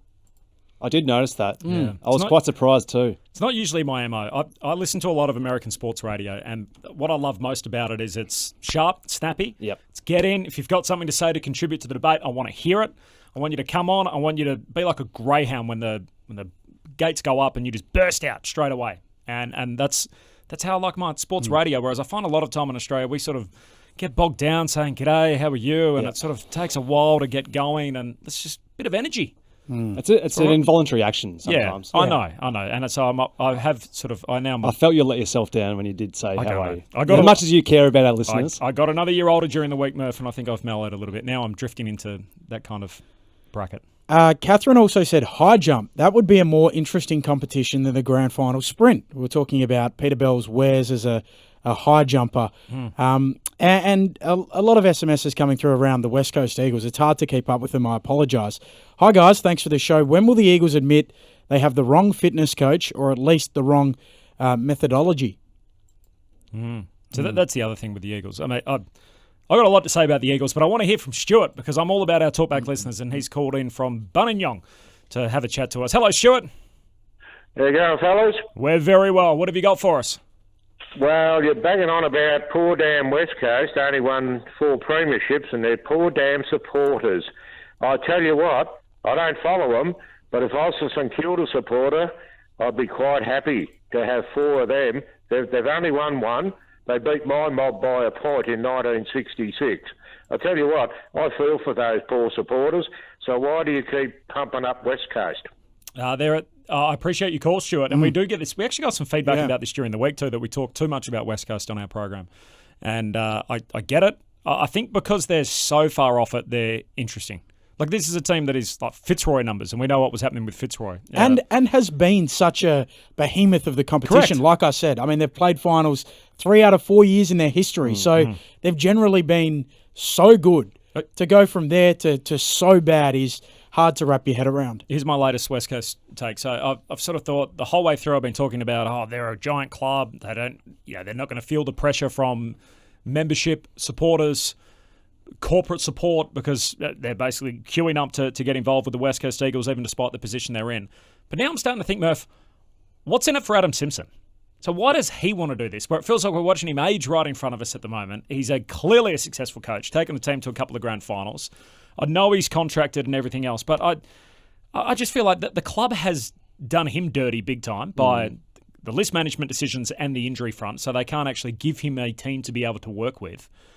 They don't freshen it up by bringing in too many new ideas. It's the same kind of people that have been around the club for a long time. So, and you're sort of a victim of your own success in a way where you kind of go, well, these people have made it work in the past, so why would we get any kind of outside influence?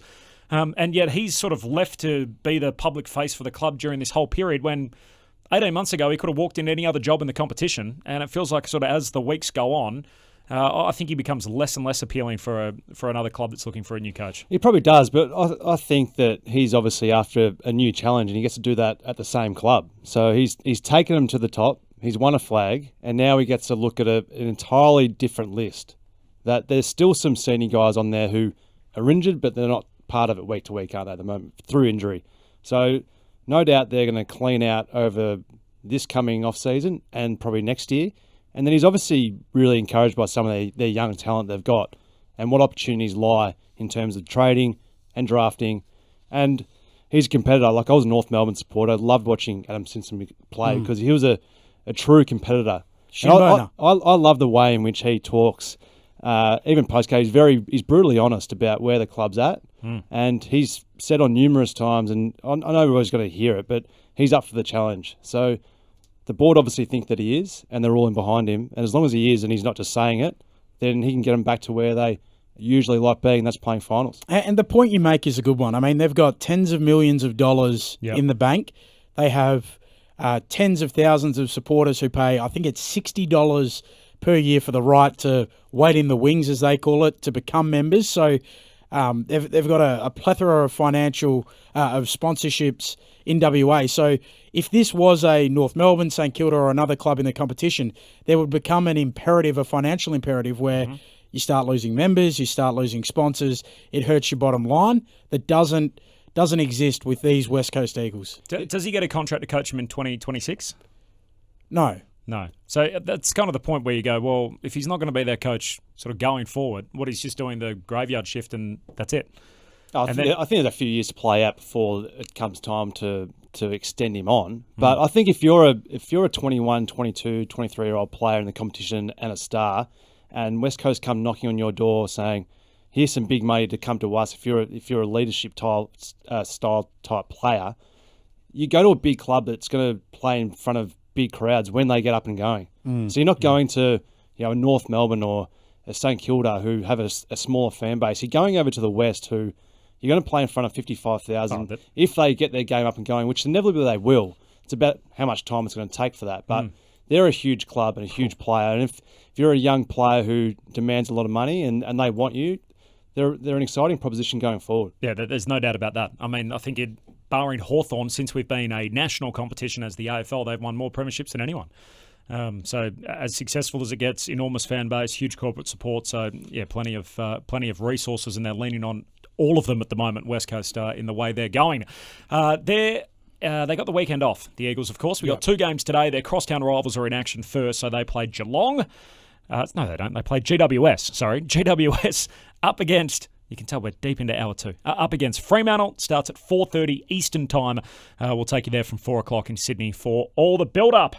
Another whole hour of Corbin and Ben with Mark Murphy still to come after the latest from the ABC Newsroom on ABC Radio and ABC Sport.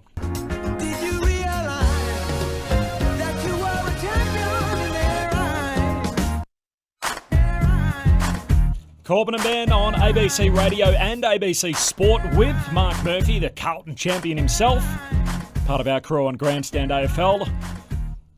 He's with us usually every Monday and Thursday when we do this program. He's on Monday. Thursday is usually reserved for Brett Delidio, but Ben's always here, as am I. This is Corbin and Ben on ABC Sport. And in this hour, the bit that everyone's been waiting for, we will grill Mark Murphy about the Carlton Football Club. He was formerly their captain. He used to have to roll out regularly on Mondays and face the music, so to speak, and he'll do that again. And you can call up 1300 558 222 or 0437 774 774 is the SMS. It's great there's a lot of text coming in because I'm going to get grilled for a good half an hour here. I already feel it. I'm getting used to it though once a week at the moment after Carlton games. But anyway, looking forward to what is it, the last half hour of the press conference? Yes, yeah. Brett Delidio might ring in. A couple of weeks ago, he had a few questions for you as well about the Baggers. Brett Delidio. They're in action tomorrow. I hear you're actually heading along tomorrow with your son. Yes. Young Max. Heading along with Max to watch the Blues versus the roller coasters, he calls them. So I feel like the Blues are almost the roller coasters at the moment. But It's a lot of down. I'm actually looking forward to watching the Gold Coast live. I feel they're playing some really good football this year, and could they play finals for the first time in their club's existence? I feel it could be on the cards. Or if they beat the Blues tomorrow, they'll be in the 8. So I know we're in a bit of a flux with the bye rounds and teams have played uneven number of games, but... When are we out of the flux? End of next week, are we? Yeah. No, we've got another week after that. Next week. End of next week. Yep. And then we've all played the same amount of games again, and it's all downhill from there on the run home. I mentioned one off the SMS earlier, so the number, by the way, is 0437 774 774. The hypersensitivity in the AFL and rugby league with concussion, but why is boxing such a no-go zone? From Alan. So I actually think boxing is the perfect forerunner and example for sports like Australian rules and rugby league as to what can happen if you don't take measures when it comes to the brutal nature of sport and what we're knowing now as head trauma. So once upon a time, it was sort of the crude hits off the ball, cleaning up players, and essentially the game, AFL, for example, or Australian rules, decided that we don't want that. It's not a good presentation. We want it to be a family product. Mum, dad, kids, everybody be part of the footy. We don't want this sort of the fighting going on or the crude hits off the ball, so we need to try and tidy it up to fit with modern expectations. And people find this hard to believe, but boxing as a sport used to be enormous. It used to be the biggest sport that people would actually huddle around the radio to listen to the heavyweight championship of the world be contested. So that would be an event to basically tune in and do that, and it would be prime time, and that would be what everybody set their watch to. And nowadays, the heavyweight championship of the world's contested, and most people don't even know that it's taking place. It's on sort of subscription TV somewhere, or they'd be involved in some other part of the world, and not quite the big event that it once was. It still has a hardcore, dedicated following, but what happens is the brutal sports get pushed to the margins. And so if you want to remain a mainstream sport that everybody's into, for a whole family to go along to, you have to continue to reform to fit in with societal expectations and community standards. And I think that's essentially what we're seeing with Aussie rules and rugby league nowadays, to try and make sure they don't end up the same way that boxing did. Clearly. And the main thing that's changed is the class action, isn't it? So that's how we arrive here. What else we got off the SMS, Ben? Lots of texts trickling in, or they're more than trickling in, they're flooding in, I dare say. Should we simplify the rules around goals? If the ball goes through the two big sticks, it's a goal. Saves the was it touched, did it hit the post, etc. No. Keep it the way it always has been. Yep. We love the Schnicko edition too, Corbin, as we've mentioned on many a time. You're a big fan this of that. year when I did question whether or not there was actually any form of Schnicko around, because I'd never seen a Schnicko. And then he got about 4. Yeah, within consecutive weeks. It was great. So they've obviously given me a big, well, how do you think we're going here at the AFL? But anyway, I think if you're going to change the rule that significant, that's a big call. Nick has asked us a question. He says, if Darcy Parish did move, which clubs would be in the running for him? The key link has been to Geelong. So a Geelong Falcons product, that was reported during the week by Tom Brown that Geelong are interested in luring Darcy Parish back home. We can do some Essendon stuff as well after we talk about the Blues. We've got a big hour coming up. We'll get into some of that. And Warren Treadway, very quiet of late. Does he still believe that Ken Hinkley is un-10-able? Well, it's 11 now, so... Un-11-able. The joke's outdated. I'm a friend of Treaders. I used to work with him and call with him, so you won't hear me potting Treaders too much. Right. But surely he's incredibly wrong, isn't he? Well, I think clearly in the fullness of time that I think he tried to do the Nadia Comaneci backflip and say they've turned it around because of me. Yes. I turned it around for them, but I think clearly that's been proven wrong in hindsight. I'd absolutely own it. There's no doubt about it. He's single-handedly driving forward his old club. 1300 558 222 is the talkback number. So if you want to get in touch with us on the talkback line, 1300 558 222. I'm going to call for a few little responses to something I'm just going to fly with you in just a moment. But first, Jerry is in Westminster in Western Australia. Hello, Jerry. Yeah, g'day boys, great show.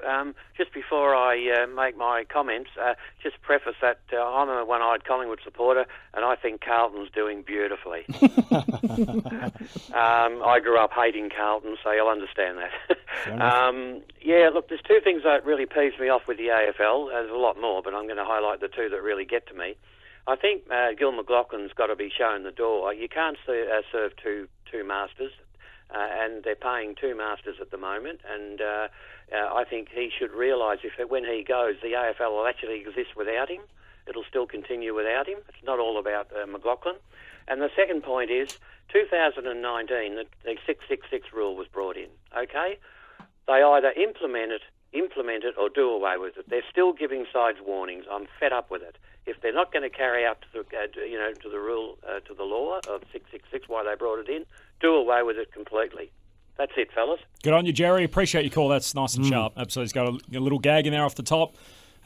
Gil cop one on the way through, and then the 666 rule. I think we all agree with it. I think we're done with the warnings, aren't we? Yeah, we're well I'm done not. with it. Well, you like the warning. I don't think it's that big an issue. Yeah, I think there's other sports that give warnings, like foot faults. Boxing, I don't think it's as unusual that there's a warning, and the warning gets you to where you want to be, which is that you've got 6 players in each third of the ground. I don't think the warning's as big an issue. What do you see? Maybe one a game? But why don't we have warnings for numerous other rules in the game? Yeah, the argument you could remove it, but I don't think it's a big issue. Checkmate.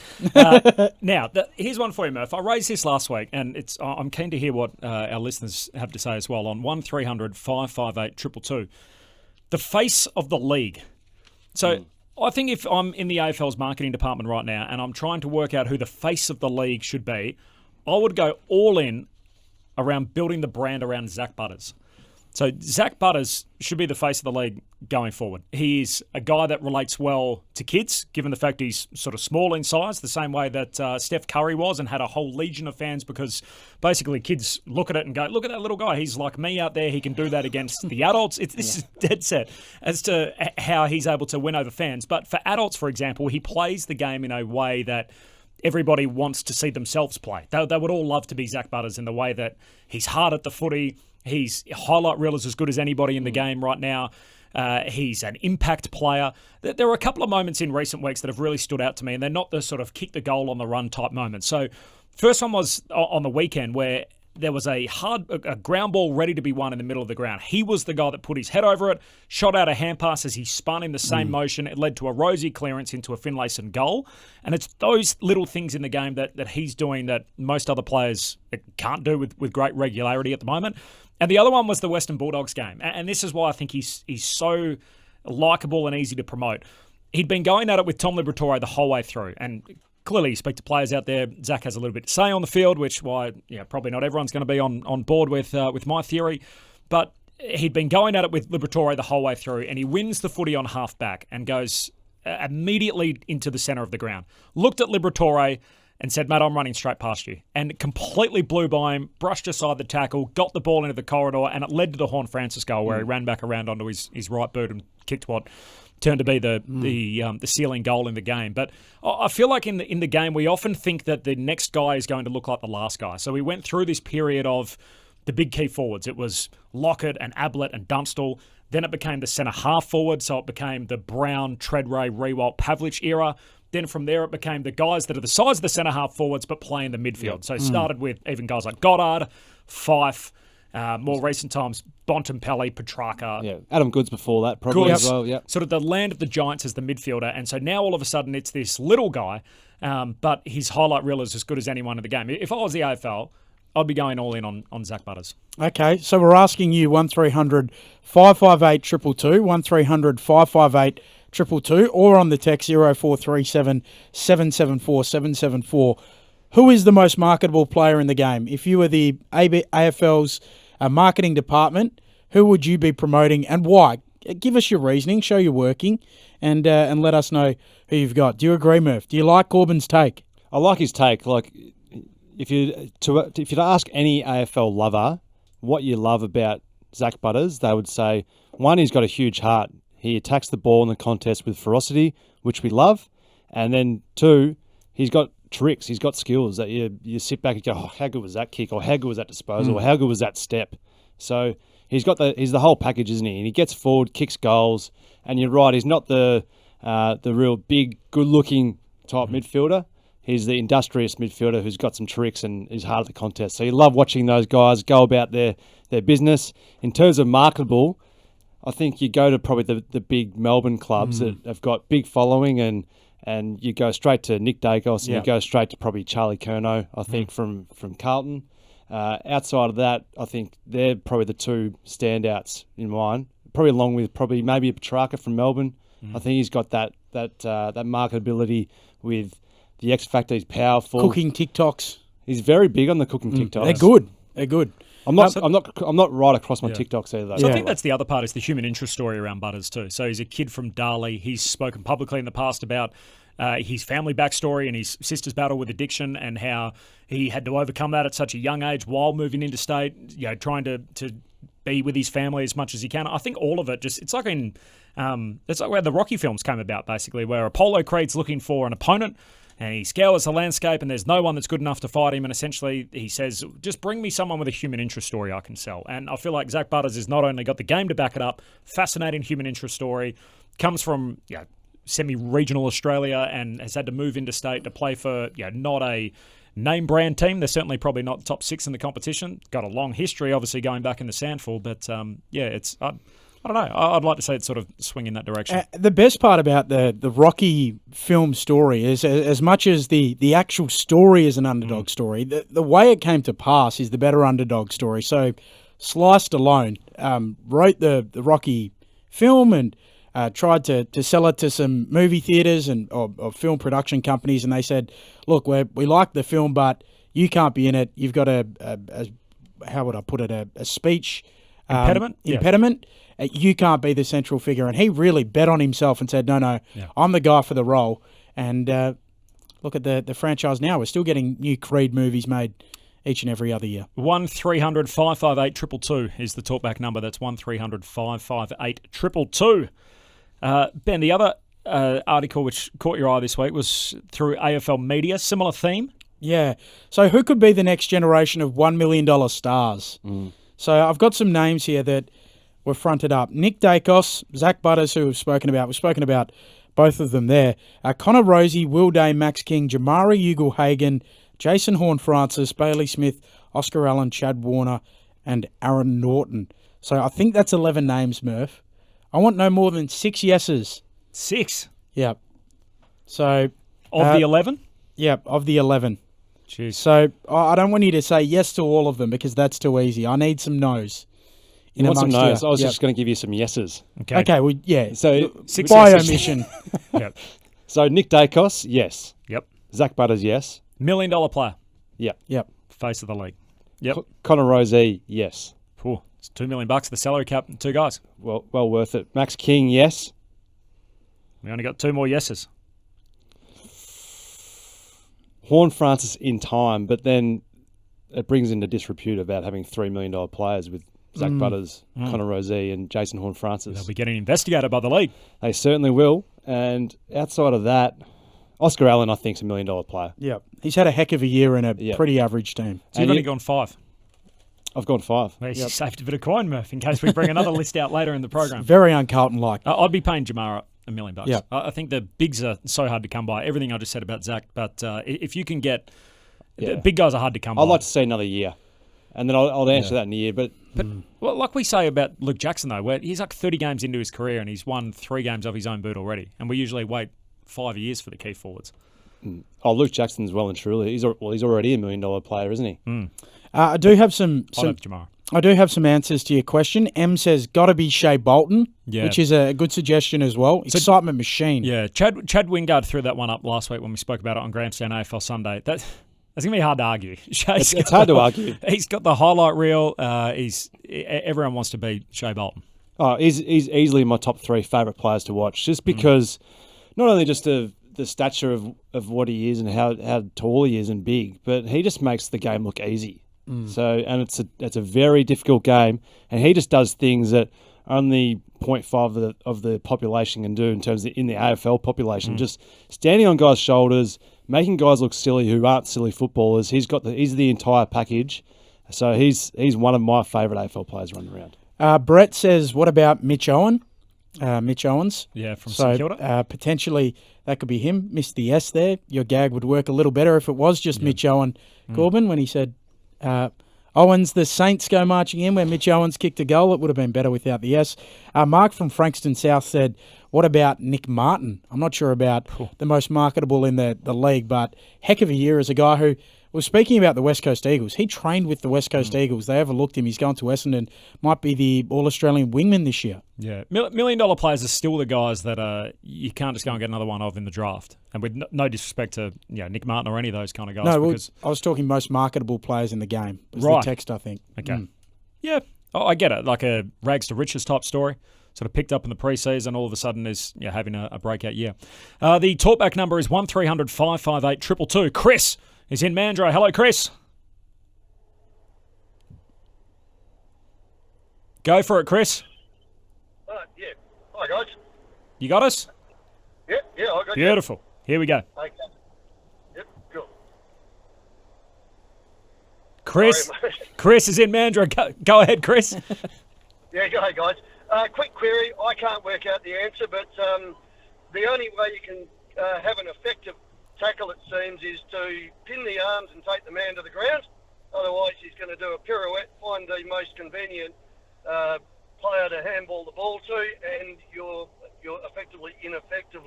ineffectively tackling him. So why don't they just play the rule? If you tackle a guy, the guy has to immediately dispose of the ball, not at his first convenient moment, and it'll stop the need to take the player to the ground. Yeah, well, I suppose there's prior opportunity that comes into that as well, and you want to reward the player who actually wins the football. So you need to reward the tackler if there's a prior opportunity or they've got time to get rid of the football, but if they pick up the ball, you've got to reward the player actually trying to make the play, and if it's a tackle, it's got to be held up, ball up. Yeah, it feels like under that those guidelines, though, the chase down tackle's dead. To think that you can't run a player down from behind because it means that they're going to ground and you can't support them in that fashion. And that's one of the most exciting aspects of our game. But you saw sort of Dan Butler tiptoe the line there that all of a sudden he has to close another 2 or 3 metres so he can tackle him standing up. Steve is in Flemington. Steve. What's going on here? Steve. Yeah, how to stop concussion, bring in the retard tackle. Players are bigger, stronger, fitter, faster because of all that time they spend in the gym. Tackles are a lot heavier than they ever used to be. And there's also all that congestion. So the tackle, and if you know how the commentators made him feel it, etc., you'll even see a player tackled after taking a mark. So you move to a retard tackle where you don't chuck the bugger down. Yeah. Well, there's no doubt the game's quicker than what it previously used to be. So players are moving at greater speeds. So there's more momentum that will certainly bring cases where the player's moving at speed. You get tackled at speed, you fall at speed. So, and the grounds are harder than what they previously were as well. So unfortunately, there's a few little parts that are new to the game in terms of the last 20 years, where the game's a lot quicker and more powerful players. So you're going to see more physical actions when they do tackles. So it's a tough one. It's a good point, but I think we're certainly in the mud at the moment trying to work out what is a dangerous tackle and what isn't. Tony is in South Australia. Tony. Oh, g'day, how you going? We're well, thanks. Oh, that's good. I'm just wondering, do you think there'll ever come a stage where the AFL, just with the head-high tackles and the tackling and the concussion, just say, look, we can't do any more of this, and draw a line in the sand and go, well, this is it, this is the game, and if it sends the game broke, well, so be it. We can't do any more, rather than just keep making changes to tackling and stuff like that. I think we'll find a happy medium at some point. I think we're certainly in amongst a spot in the game and the history of the game where we're trying to reduce the impacts of head knocks, and the AFL is trying to do everything they can to try and make players more aware of their abilities when they're in tackle and what is a safe tackle and how to try and protect your opponent, so to speak. So I think we're still trying to work that out as the public, and then as players, they're still trying to work that out, aren't they? Yeah, and this is the role of the game. So as I sort of spoke about earlier with boxing, for example, and that they clearly didn't adjust, that they're not really able to in the way that obviously the sport works, so it gets pushed to the margins. To be able to stay a mainstream sport, you need a governing body, which is certainly something that boxing doesn't have, looking out for the long-term horizons of the sport. So that they need to not only be looking out for what the sport looks like today, but what they think it's going to look like in 10 years or 15 years or 20 years. So, there's certainly some teething problems. I would love there to be more communication from AFL House, not just to people like us or the clubs, but to the fan base, to be able to take everyone along for the ride. And I don't think they've done that too well here, which is also part of the role of the governing body of AFL House. Jenny in Riddell's Creek sent in a text. She said, "Hi Corbin, Ben and Mark. The red light analogy is not a good one, as running a red light is illegal, whereas these tackles are legal until the player hits or their head hits the ground. Completely confusing, and in some tackles, physics must win." That's from Jenny. I was more referring to, I think it is relevant to tackles, but if you look at bumps, so let's use the Kazai Pickett bump on Bailey Smith earlier on in the season. So we say that action is inherently dangerous and illegal. Bailey Smith is fine. So that's 2 weeks. But if Bailey Smith was concussed and left the ground and didn't play the game, it's probably 4. So that's what I mean by you're culpable for the damage. I think the action that Cozzy committed was running the red light. The damage that he caused extended it out, similar to if you ran a red light and caused damage. And the AFL would argue that a tackle is immediately illegal if a player hits their head. But if I tackle Murph and he hits his head and he's fine, I might get a fine or a 1-week suspension. If I tackle him, he hits his head, is concussed, and I might get 2-3. Last call on the tackles. Simon from Melbourne. Simon. Yes, good afternoon. Thanks for taking the call. Look, as far as I can see, we're trying to get rid of hard crash tackling. Now, the only reason we need this is because over the last 50-odd years, we've increased the ability of the player with the ball to hang on to it. I mean, if you think back not that long ago, 180-degree rotation was considered out of bounds. Go back to the 1960s, if the player with the ball, somebody put their hand on him, he was virtually deemed to have been tackled. Now, in that scenario, there is no need to hit a player terribly hard. There is no need to bring him to the ground. So that's a bit in how the game's officiated by the umpires?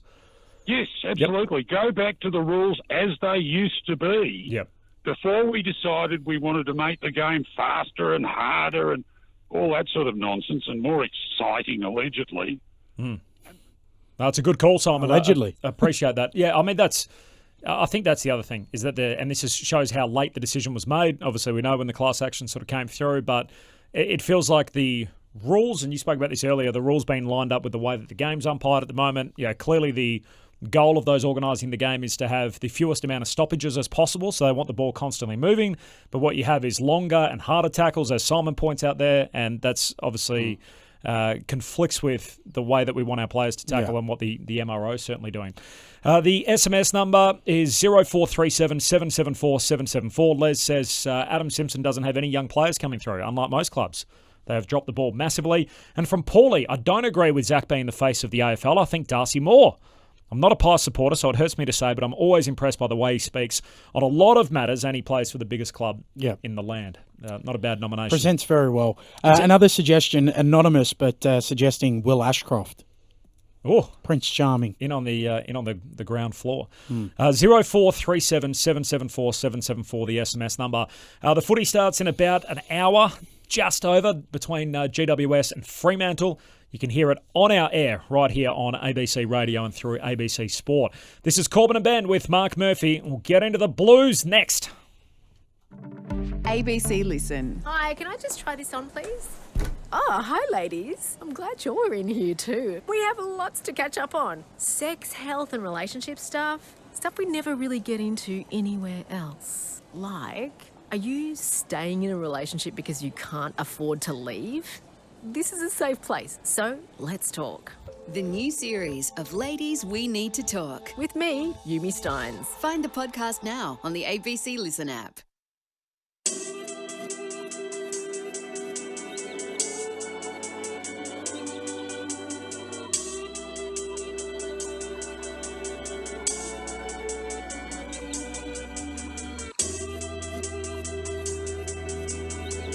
Corbin and Ben with Mark Murphy, ABC Sport. You can hear us every Monday and Thursday from 5 p.m. Eastern on ABC Sport, or alternatively, you can catch up anytime in the podcast store under the Best of ABC Sport folder.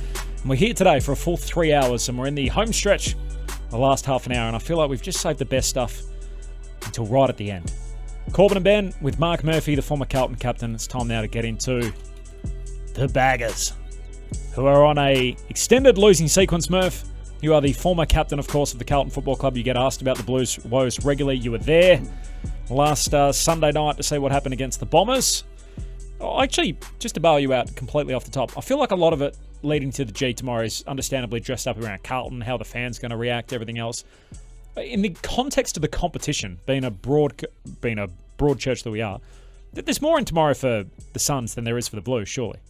Oh, spot on. I agree. I think the Gold Coast have been terrific so far this year, and without their skipper and Tuke Miller, I think they're taking all before them. And if they come out tomorrow and win, they're not solidifying a top 8 spot, but they're finding their way in the top 8, aren't they? So then it all becomes a bit of a talking point around them, whether or not they can finally play finals the first time in their history, which would be huge. But conversely, we look to Carlton and think, well, if they lose to the Gold Coast down here, and they've only won 4 games out of 14, it's a long way back. How on earth are they the favourites, by the way? So Carlton are favourites heading into the game tomorrow, and the way, what are they? They're favourites last week too against Essendon. Lost 6 in a row at the moment, Carlton. They've lost 8 of their last 9. I would have thought that you'd be expecting the Suns on the rise, that they come to Melbourne. If they're going to play finals, they've got to beat Carlton here. Whereas if Carlton lose tomorrow, what do we walk away thinking? Oh, they're not going real well, which we kind of know. We already know that, and we've been talking about it for weeks on end. Yeah. But we live in Melbourne, and it's a big football town, and Carlton are one of the powerhouses. Historically, they've got a big supporter base, so that's why there's constantly going to be talk around them if they're not performing. Yeah. So then it becomes what gives. So is it personnel? Is it a change at the top? I mean, Brian Cook was on with me pre-game on Sunday and basically confirmed again that Michael Voss will definitely be the coach next year. Do you think the football public's exhausted now by the Carlton talk? Do you think they've all had enough, or do you think that people love to hate Carlton so much they're enjoying the pile-on at the moment? I would be lying if I said there wasn't a little bit of that. In terms of topics I'm most bored about, it's the dangerous tackle is still number one. Yeah, I agree. But I think the Carlton stuff we've probably gone pretty hard at. Is it because everyone wants to see some blood spilt? Don't fall into his trap here, Corby. He's deflecting with questions. All right, we're not going to. I reckon I could be. We're not going to fall for that, Murph. I do want to ask you about the fans before we go too hard into it. I do feel like some of the fans, it's almost become a joke they've been riled up by people laughing at how upset they are with how the Blues are going, but kind of came to a head last week with a very average footage of a Carlton fan abusing the players as they went down the race.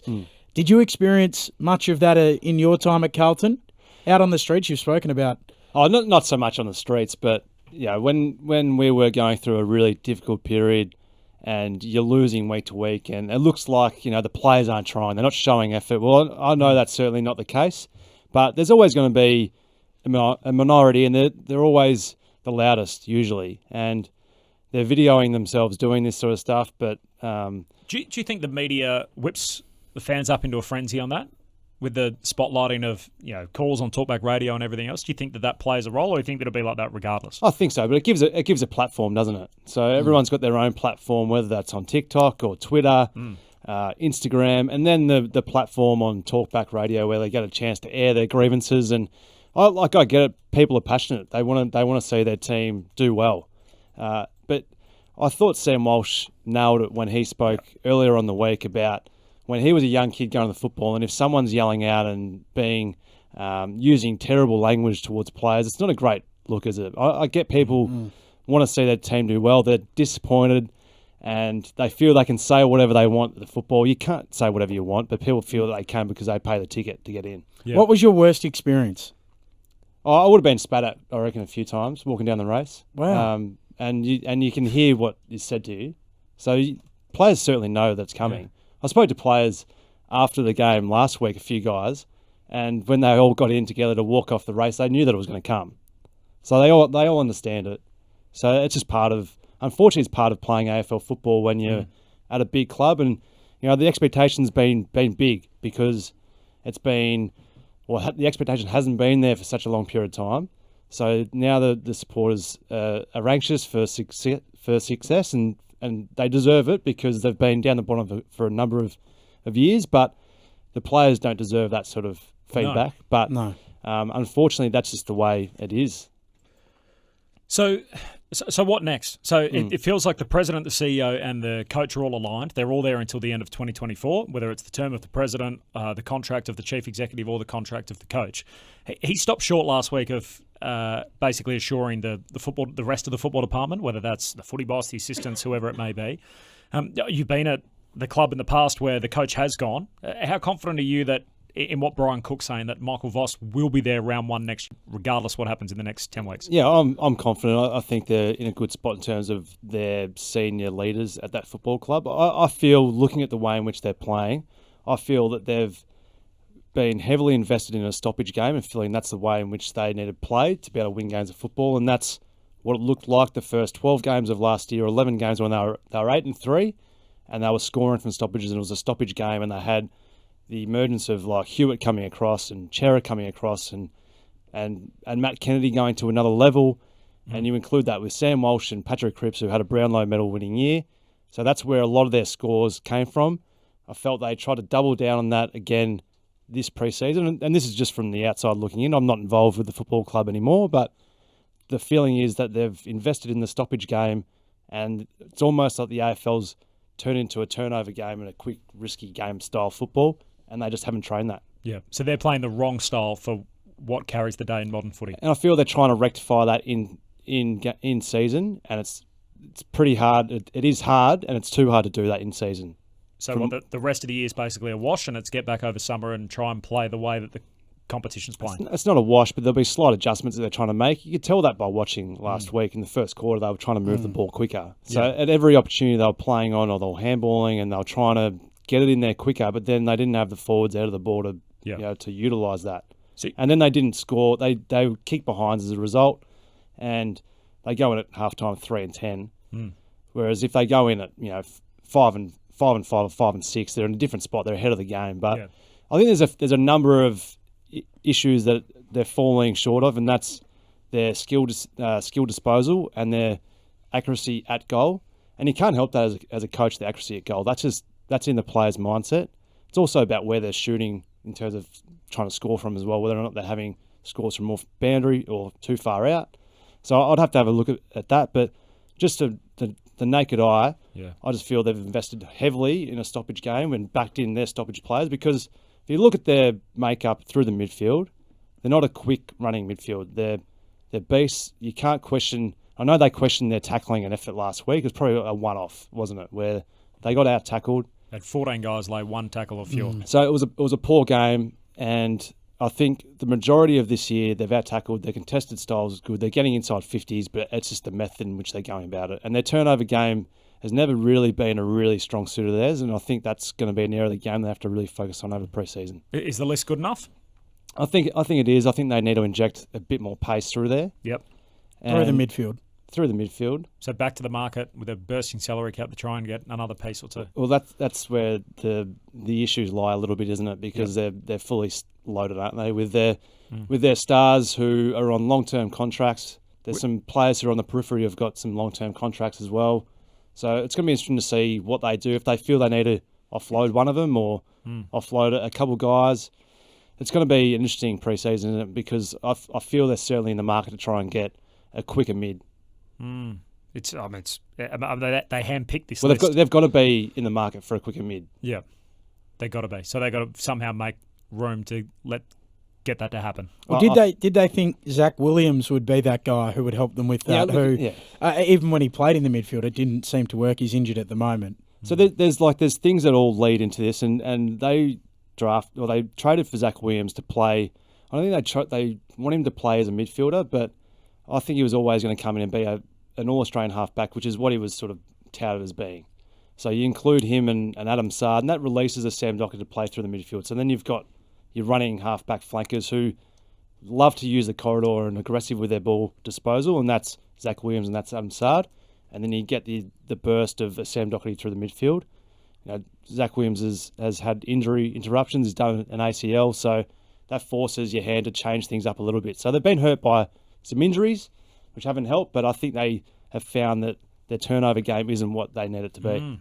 No, it's a good insight, Murph, into the way they're going about it at the moment. I keep coming back to the fact that Craig McRae took over Collingwood at the same time that Michael Voss took over Carlton. And what we're all saying about Carlton's list at the start of last year and thinking about how stacked they were with Mackay and Curnow, Walsh and Cripps in the midfield, then all the pieces they went and got from other clubs, whether it was Martin or Williams or Chera or whoever it may be, and then to think Wiedering down back, who's as good a key defender there is in the competition. And yet for all those pieces, they haven't quite been able to put it together to even make the finals, let alone sort of win one or win multiple finals. And you've got the team across town, your biggest rival, who basically with spit and bubblegum and a whole lot of other stuff, they've been able to somehow put their team within a point of a grand final, and they look the best team in the comp this year. You don't necessarily want to follow what other sides are doing, but there's got to be an element of you learning about what the good sides are really doing, and the really good sides are counter-attack sides, and they play with dare and risk. But you also look back to what Collingwood did when they offloaded some of their players, didn't they? Yeah, but if you correct over the last couple of years, and you forget about it because of how good they've gone on field. So no doubt, you get rid of Brodie Grundy and Adam Treloar, two big names on big money, who they're paying, who they're still paying. Some of their salary cap is going to paying them. Does it? I mean, Harry Mackay's been floated. Is he the one? Oh, look, I don't know what it is, but I know that the ball's not coming in the way in which is going to suit Harry Mackay and Charlie Curnow. So everyone goes to them and looks at the way in which they're kicking, and no doubt Harry Mackay even puts his hand up saying he hasn't been kicking the ball as well, and even Charlie Curnow looks like he's got, not the yips, but he's missed a couple in the last couple of weeks, which is very uncharacteristic of him. But the ball's not coming in quick, it's not coming in fast, it doesn't suit those two. They're big key targets, but they're not the big bears where they love a one-on-one contested style game or pack marks. They're athletic footballers, and the ball's not coming in the way that it should. It's amazing to think how we as an industry killed Collingwood in the stage that they were at, and the fact that they offloaded talent and everything else, and now to think that you're not even using 100% of the salary cap and you can put together the best football program in the country probably tells you a fair bit.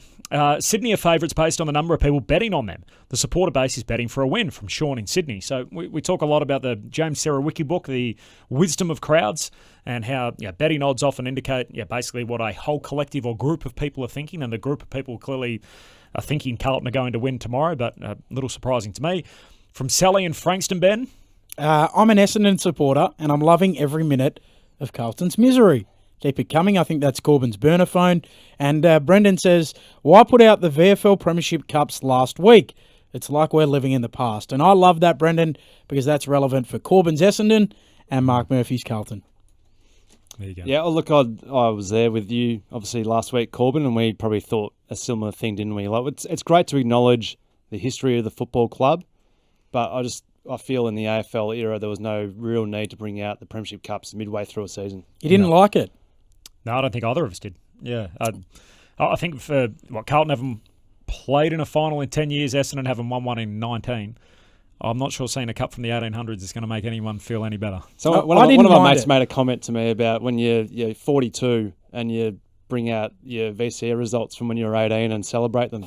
So it's a long way to look back on, isn't it? But, I'm on that. I didn't mind it because what they were trying to do. Which is create a new rivalry game. Well, did they King's birthday eve. Did they need to tell Essendon and Carlton fans that this is a rivalry game and they don't like each other? No, but it clearly is a part of the heritage of the rivalry that 16 Premiership Cups each. Here they all are. We'll get a good shot. Yeah. Establish. I like the aspirational nature of trying to. Yeah. I would get it if it was, say, Essendon and West. If it was Hawthorn and West Coast, and they were trying to make a thing, and they brought out the 5 and 4 cups they've won in the last 30 years, and they go, look, we're the most two successful teams, and this is a new rivalry, and we're building something from scratch. Essendon and Carlton have hated each other for 100 years. Yeah, we all know. Everyone hates each other. Everyone gets it. The game sells itself. I don't think we need all those shiny Premiership Cups there just to get it over the line. Just on the Bombers. Firstly, there's some breaking news coming through. Both sides, Ben, making a late change today. Oh, Aaron Cabman has come in for the Giants, replacing Jesse Hogan, who is sore, while Sam Sturt is in for Michael Frederick, who's got an ankle injury. Ryan Angwin, the sub for the Giants, and Neil Erasmus for the Dockers. So Hogan misses against his old team, of course, not playing One of today his old for the teams. Giants. Yes, his most recent old team. That's coming up at 4:30 Eastern. So, that's when the first bounce is. The coverage is coming up in 15 minutes. We're in red time, like the old Channel 10 days, on Corbin and Ben with Mark Murphy. The Bombers. So I get it, Murph. Everyone has a chuckle that it's this team hasn't won a final since 2004, and they say it, I feel like, in a way that almost puts across that they've just been hopeless in September and they haven't been able to win finals. They've just been hopeless, period. Correct. So that's the point, where they have not been a top 6 team in 19 years. And the best chance to try and win finals is clearly to finish in the top 4. The next best thing is to finish 5th or 6th, and you get a home final. That hasn't been Essendon's reality. So if you look at the 6 trips that they've made to the finals in the last 19 years, they finished 8th, 7th, 7th, 8th, and 8th, which means on occasions you find yourself playing West Coast in Perth or Adelaide in Adelaide, for example, where they would have started an underdog in all 6 of those games. So they weren't actually expected to win any, which is why, and we almost come full circle as a program, Murph, what we spoke about off the top, this is why the back end is so important for Essendon. That it's not just about where they are at the moment at 8 and 5 and crawling into the finals and everything else. You actually need to position yourself in a way that gives you the best chance to win when you get there. It's not just about qualifying for this group. That if they're genuine about breaking their finals drought, that happens from 6 and above. It doesn't happen from scraping into 7th or 8th. No, I agree, but I think you have Brad Scott, obviously a new coach. I think all expectations around Essendon this year was that, let's hope as an Essendon supporter, if you are Corbin, you'd be thinking, I just want to see a game style that I can be proud of to go watch week to week. Yep. You've got that straight away. And we thought that in the first 4 or 5 weeks watching them, that we watched them every week. And I thought that they were structured really well. They certainly had a full defensive ground zone type setup they were trying to play. They were playing more aggressive going forward with the football, playing through the corridor. So it was exciting to watch. And now they're in a position where they're sitting 6th at the moment on the ladder. So expectations change and everyone starts to think, now we should be playing finals, but we want to try and win that final. Because as you said, they haven't won a final in 19 years, but I feel the football they're playing is conducive for finals football. And I like watching them play, as hard as that sounds being a Carlton person talking about Essendon, but they're playing a good brand of football that I think will stack up in finals type football. The other thing that's interesting about those years, so you'll see what jumps off the page here. They've played finals in 09, 11, 14, 17, 19, 21. There's no back-to-back seasons there. So we talk about sort of getting to finals as the first step, then getting back there, trying to win one, then trying to win multiple finals, then hopefully trying to win a flag as a progression.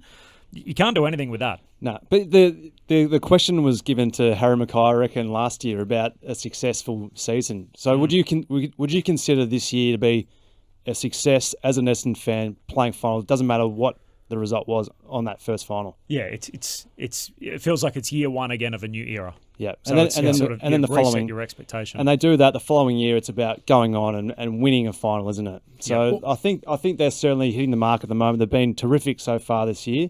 Expectations though change in season, and that's what's happening at the moment. Well, even the Ben Rutten years. I mean, if he'd had his years, you made this point last year, Corb, in alternate fashion, he may well still be in a job. So they sort of overachieved, played the final, lost the final, and then Definitely had a really the poor year. Yeah, we know they lost the final. Down in Tassie. And then had a really poor year, and he was obviously removed from his post. But if it was the other way around, he may well still be the coach of the footy club. 10 minutes away from taking you to Sydney as round 14 of the AFL Premiership season rolls on. So Aaron Cadman is in for Jesse Hogan, a late change for the Giants. Sam Sturt is in for Michael Frederick. The 2 subs, Ryan Angwin for the G-Man, and Neil Erasmus is the sub for the Purple. We got the birthday game coming up. I know you love the Top 10 Cheesy Game Show. I've got a whole different edition for you next. Murph, this is Corbin and Ben with Mark Murphy on ABC Sport. Come in, come in. You desire diversion and entertainment. In the future, I see you entertaining yourself with podcasts on the ABC Listen app, going deep into conversations, delving into stories on days like these, and cackling away to Roy and HG. That is all. I don't want your money. The ABC Listen app is as free as laughter. Now go and download the ABC Listen app.